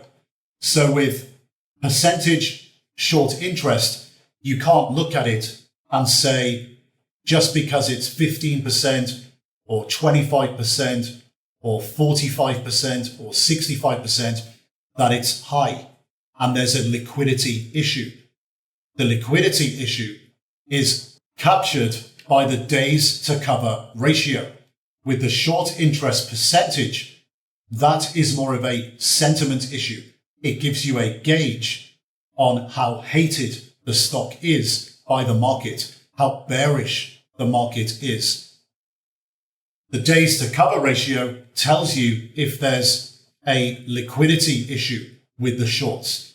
So, obvious question, what is a dangerous days to cover ratio for shorts? Well, as a liquidity measure for S&P 500 stocks, so fairly big stocks, large cap and mega cap stocks, above 15 days starts to become marginal. And once you start getting into the 20-day area, it starts to get dangerous. And above 30 days, it officially is dangerous. So the way you've got to think about it is this. When you look at the formula of the days to cover ratio, which is the amount of shares sold short over the average daily volume of the stock for the last 30 days, this formula is assuming that if everybody in the market went into the market to buy their shorts back, that they're going to be 100% of the volume on an average day, which obviously technically can't be the case. A more likely scenario is that they're going to be 20, 25, 30, 33% of the volume, something like this. So imagine if you see a days to cover ratio of 20 days in a stock. What does that really mean? Well, that 20 days assumes that if all the shorts went into the market to buy all of their stock back to cover their shorts, that it would take them 20 days based on the average daily volume of the last 30 days. But in reality, that can't happen. They can't be 100% of the volume. So let's assume that they went into the market and they were 25% of the day's volume. That means it would take them 80 trading days for all the shorts to cover their positions. So you have to think of the short interest percentage as a sentiment indicator and the days to cover ratio as a liquidity measure, and think of the days to cover ratio in terms of order flow. So in terms of unwinds. So unwinding as a percentage of the volume. So this is why, for example, in periods like phase 4 and phase 5 of our short wave template, we try to avoid being the hero and shorting stocks based on past information, thinking that fundamentals are just going to continually get worse and the stock is going to zero. We don't need to be the heroes in shorting stocks to zero. We can find and be happy with shorting stocks in phase 2 and phase 3. Because often what you will find with stocks in phase 4 and phase 5 is that there's a lot of consensus short positioning, and technically the market can get itself in a bit of a mess or a big mess by getting short too many shares as a percentage of the amount of shares in issue and relative to the average daily volume of the stock. So when the company starts making noises, some positive noises around a possible turnaround story, we can get big short squeezes in the stock where everyone has to go in and buy the stock all at the same time to cover their shorts, but they can't because there's no liquidity in the stock for the amount of shares that have been sold short in the market from the consensus positioning. Now, in the year 2021, we saw some examples of this play themselves out in the market where the victims of this short interest were actually on the professional side of the industry. So I'm sure you've all heard of the GameStop GME fiasco. Here, there's a screenshot that we took in April 2021, where we're just capturing in this screenshot the amount of shares outstanding and the float of the company. And we can also see that the share price is currently $186.95. The short interest percentage of the float is 10.2 million shares, which makes 18.84% of the float. And we also have a days to cover ratio of roughly 1/3 of a day to cover that short. So roughly, back of the envelope, the amount of shares that were changing hands each day must have been around 30 million shares. But what we can also get, and what is interesting, is to look at the history of the short interest level, the amount of shares that have been sold short in the market, the history of that. And we can see back in December 2020, going back for a long time, going back for a period of at least 4 or 5 months, where we can see that the total level of shares that were sold short in the market is around 70 million shares, which is equivalent, as we know from the screenshot taken on the previous screen, which is equivalent to the total amount of shares in issue, the amount of shares outstanding. So it's equivalent to the entire market cap of the company. Now, GameStop, GME as a stock was for a long time on a long, slow decline as a stock, as a company, fundamentally, and had gone well beyond its X-growth phase and was in the phase 5 scenario. So what we would characterize as the phase 5 scenario. And they were in the phase 5 scenario for a very long time, as in it was a potential turnaround or value trap for an extremely long time. And the turnaround just never happened over and over and over again. And some smartass in the professional trading world on the hedge fund side decided that this stock's days were over. It's going to zero, and he wanted to be the hero, and he forgot about all his basic principles of shorting and decided to end up shorting a significant percentage of the amount of shares in issue. And as the stock started to creep up, he just got shorter and shorter and shorter, convinced that the stock was going to zero, the company was bankrupt, it was never going to turn around, and he was trying to be the hero. Well, guess what happened to that guy?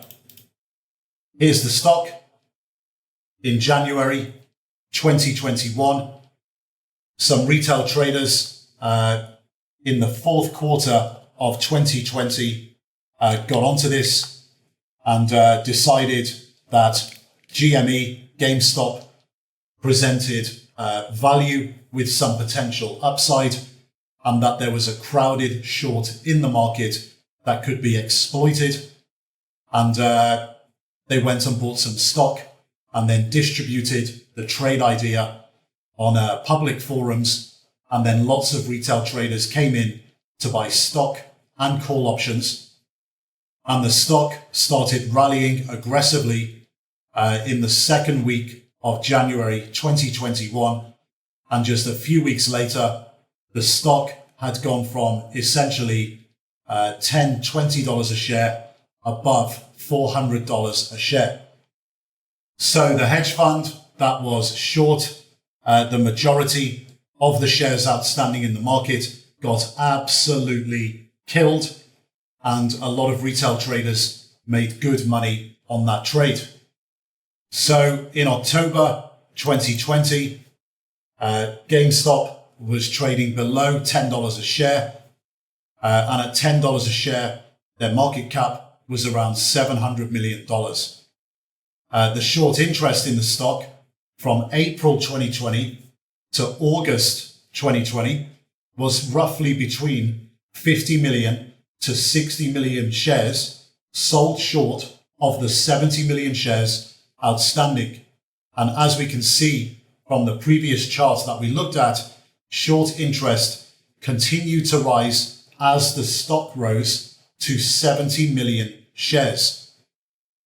So the hedge funds, and there was one main hedge fund that was the majority of the short. So the hedge funds that were short, they were essentially short the equivalent of the entire market cap of the company, so all the shares in issue.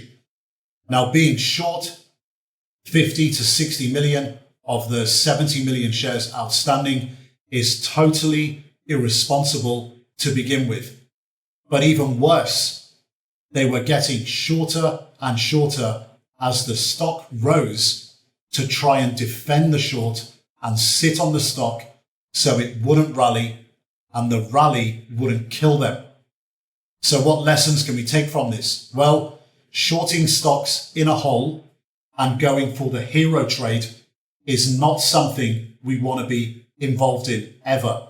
No matter how convinced you are, we should be staying away from these phase 4 and phase 5 situations. We don't need to expose ourselves to the hero to zero trade. We don't need to expose ourselves to the hero trade. We can be quite happy to be playing the phase 2 and phase 3 moves over a shorter time horizon. And this is again why we have a market cap limit on shorts, because essentially a market cap limit is also a liquidity limit. So when you're generating short ideas and you see X growth companies that are fundamentally a short, so you have the earnings growth profiles, you've done further work, and you believe the stock is going to go lower and it's a phase 2 and phase 3 situation, you of course still need to check the short interest percentage and the days to cover. And if it's a green light and it's acceptable, of course you can go ahead and short the stock. If it's genuinely X growth and in the phase 2 and phase 3 scenarios. However, if you see fundamentals in the earnings growth that are questionable, you pull up the stock and it's down a lot already. It seems to be in the phase 4 period. Management are making noises about a turnaround and a new operating plan, a new management operating plan. You check the short interest percentage and it's very high. You check the days to cover and it's above 15, perhaps above 20, even worse, above 30. This is an issue. These are the types of short ideas that we want to stay away from. Why? Because we will end up like this donut at Melvin Capital. Gabe Plotkin, who was the guy behind the GME short. Yes, they were down 49% on their entire fund in the first quarter of 2021, which is an irrecoverable position, even for a professional hedge fund manager. That is an absolute disaster. For a retail trader, 49% in a quarter loss as well is a disaster. So these are the situations that we need to stay away from. Stay away from the scenarios that are phase 4 and phase 5. Try not to get into bad habits of trying to short stocks in a hole and being the hero, thinking that you've got an edge over the market and that a stock that's already down 80% is going to deteriorate further and go to zero, and you're the hero calling it, and you're going to be the guy that makes all the money. Make sure you stay away from those situations. Also, make sure that you stay away from bad habits of shorting stocks too early in phase 1. Try to tend towards good behaviors of shorting stocks in phase 2, taking advantage of a phase 2 move and taking advantage of a phase 3 move, and then move on to the next one. So we always need to use short interest percentage and the days to cover ratio as a head check on our fundamental work to figure out what the technical situation is in the market before even thinking about initiating a position. Now, does this mean that we should use short interest percentage and days to cover as a way to find long ideas and short ideas? So, for example, you rank short interest percentage and days to cover numbers via the website shortsqueeze.com, and you just simply go long high short interest names and short low short interest names. Well, no, of course not. This is not how we generate trade ideas. This is just one tiny part of the overall process that may allow you to avoid or swerve traps and or to confirm that your potential idea is not consensus. So always make sure of the short interest percentage and the days to cover ratio when you've generated what you believe is a fundamentally driven short idea. You need to check the technical situation in the market with short interest percentage and days to cover. Now, something else that you need to check as a technical situation as well is whether a company is paying a dividend or not. This becomes quite important even in the 20 to 60 day time horizon. So if a company is paying a dividend within that time horizon, it becomes quite important as a technical situation to consider. So the questions you need to ask yourself are, is a company actually paying a dividend or not? If they are, how much is the dividend in terms of cents per share and also as a percentage yield? And also, what is the likelihood that the company is going to cut their dividend? Now, the reason why this is important is because when you are short a dividend paying stock, you are actually what is termed short the dividend.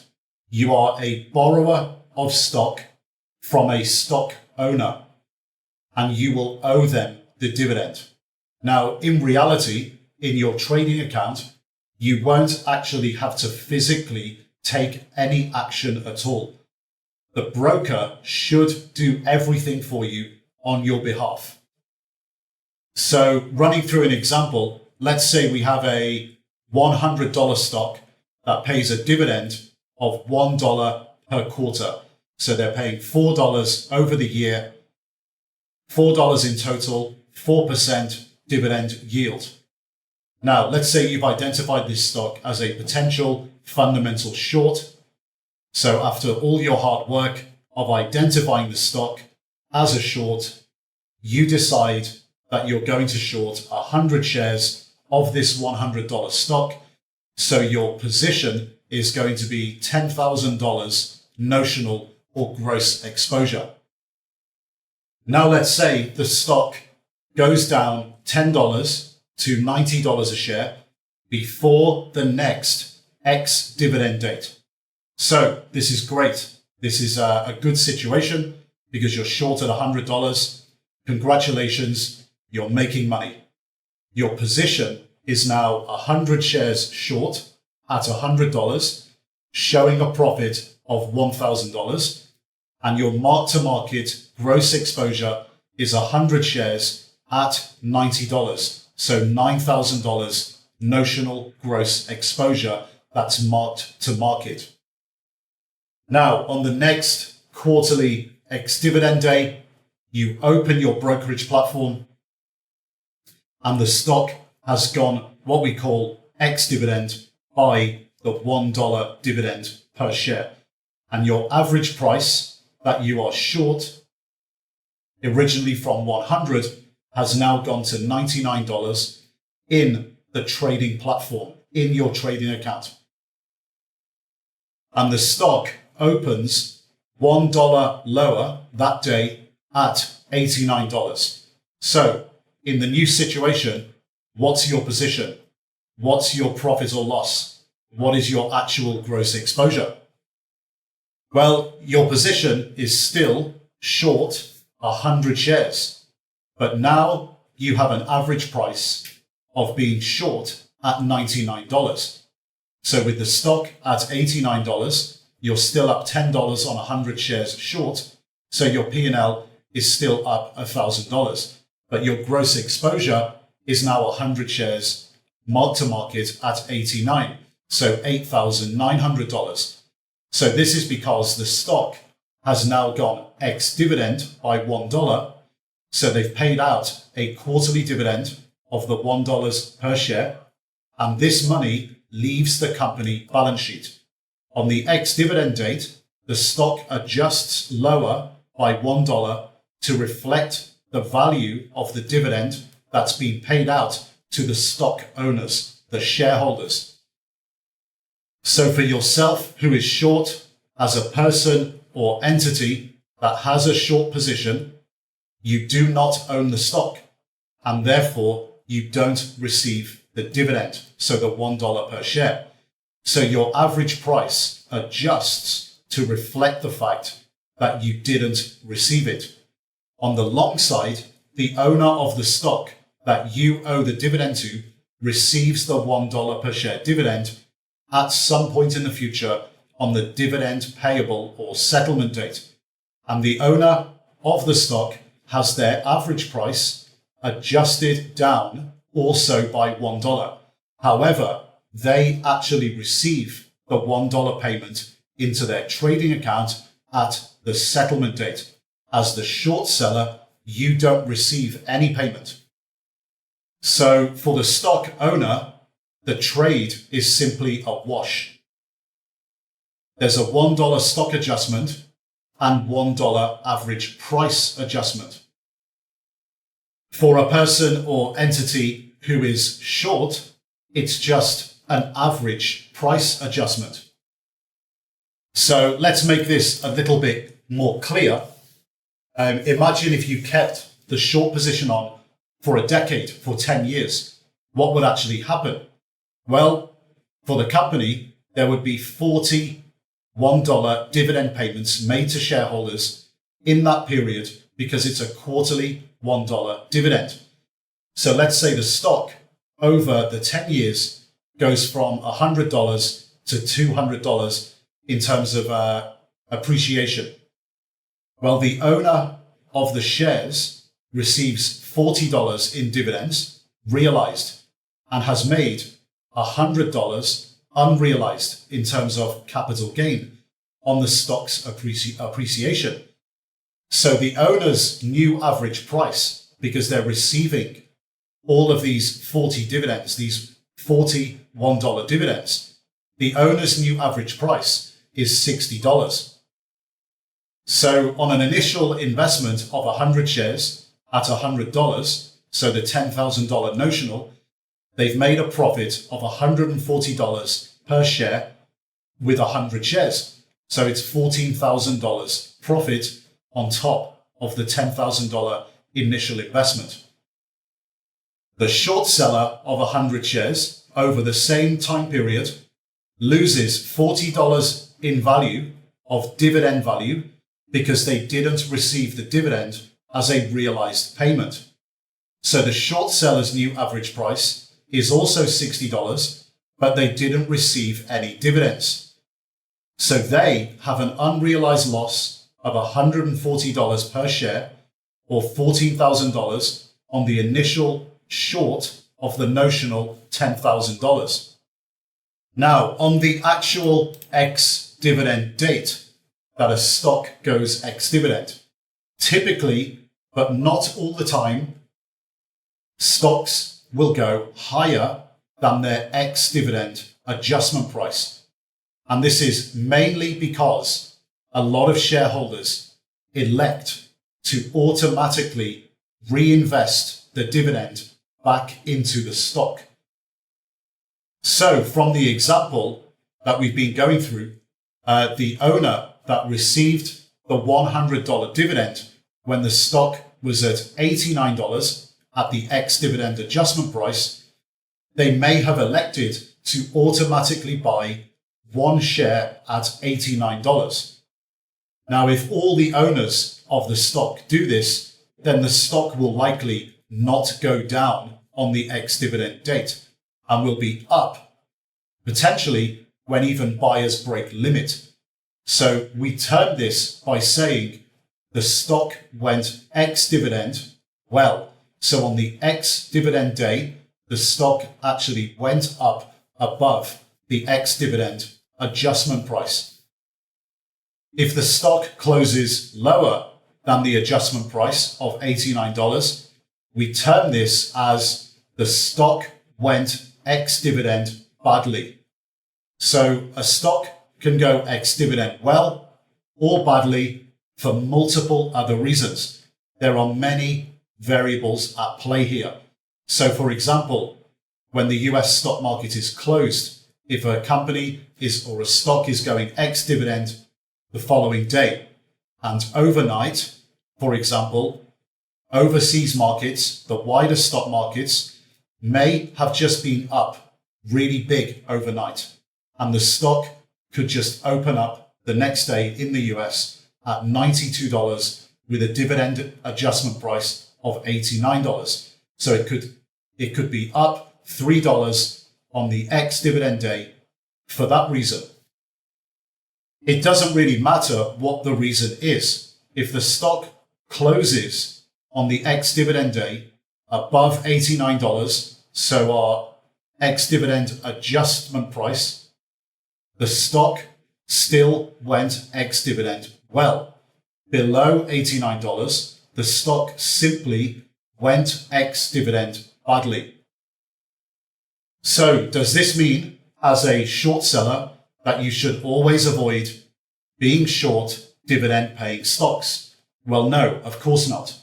If the business operation of the company is cratering, then the dividend is likely to get cut and could be cut entirely. So the stock, in anticipation of that, could just get absolutely hammered and the dividend just doesn't even matter. So if you're looking to short a dividend paying stock, then you have to have a good or high level of conviction that the dividend is actually going to get cut.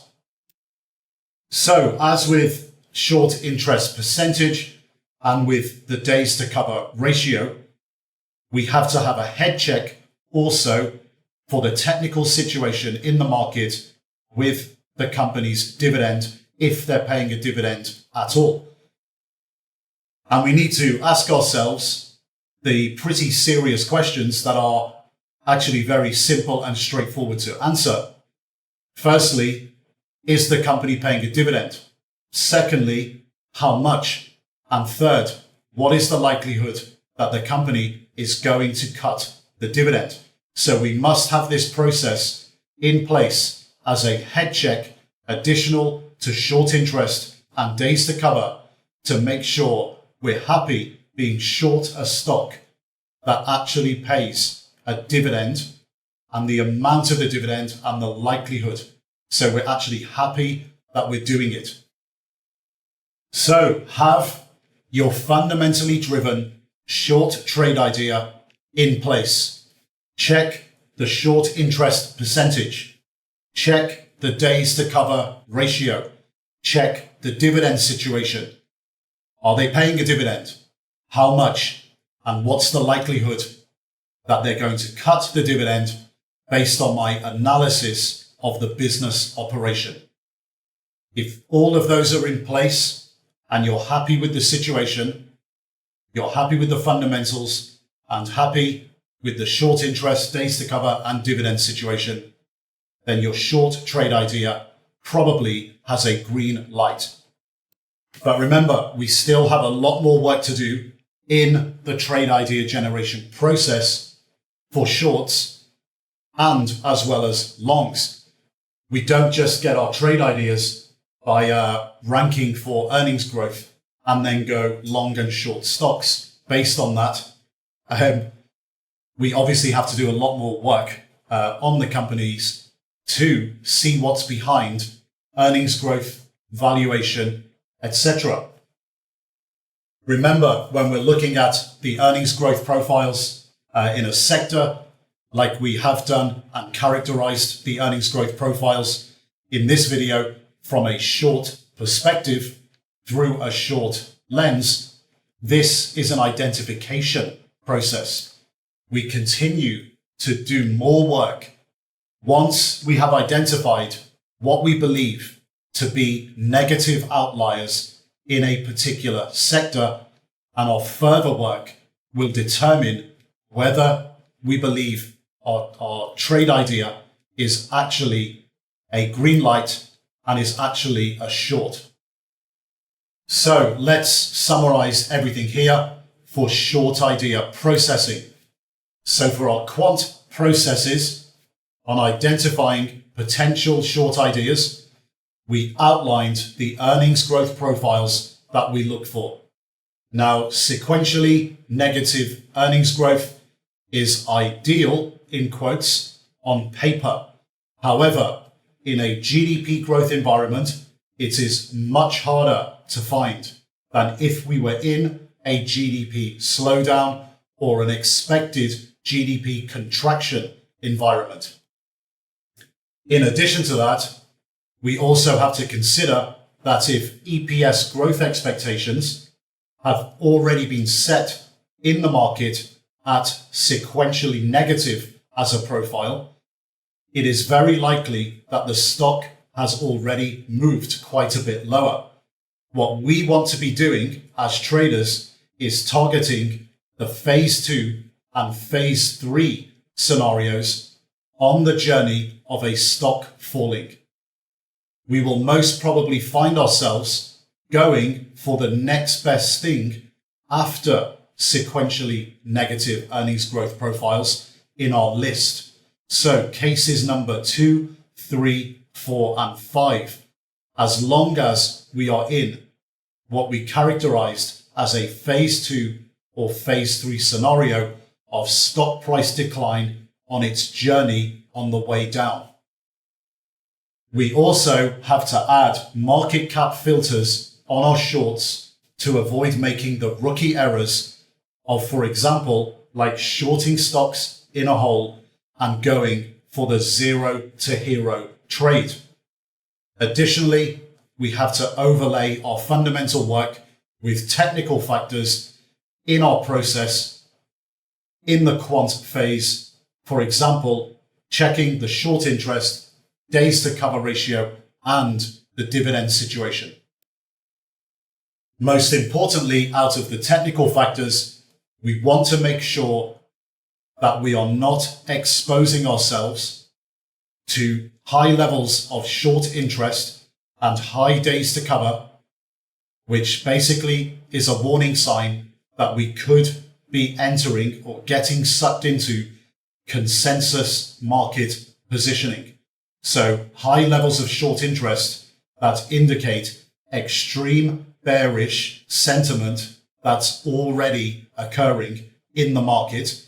And also on top of that, a very high days to cover ratio, which means there could be a liquidity issue and we could get a short squeeze in the stock and get caught out. At the end of the day, we are traders, not investors. Catching the phase 2 and phase 3 scenario in an X growth stock is what we are looking to achieve with our short ideas. We are seeking to predict and participate in a fundamental shift lower in expectations of the business operation. So with earnings, EPS, earnings growth, and even revenue growth as well. And as always, just like with long ideas, we want to be catching the 20 to 60 day time horizon. And with shorts, what we want to be focusing on is attempting to catch the sharp moves down in the stock during those phase 2 and phase 3 periods. So that about wraps it up for this video with short idea processing in the quant phase. I don't think we need a summary again by going back to the desk for this one. Let's go right into the next video where we're going to be looking at turnaround stories and value traps.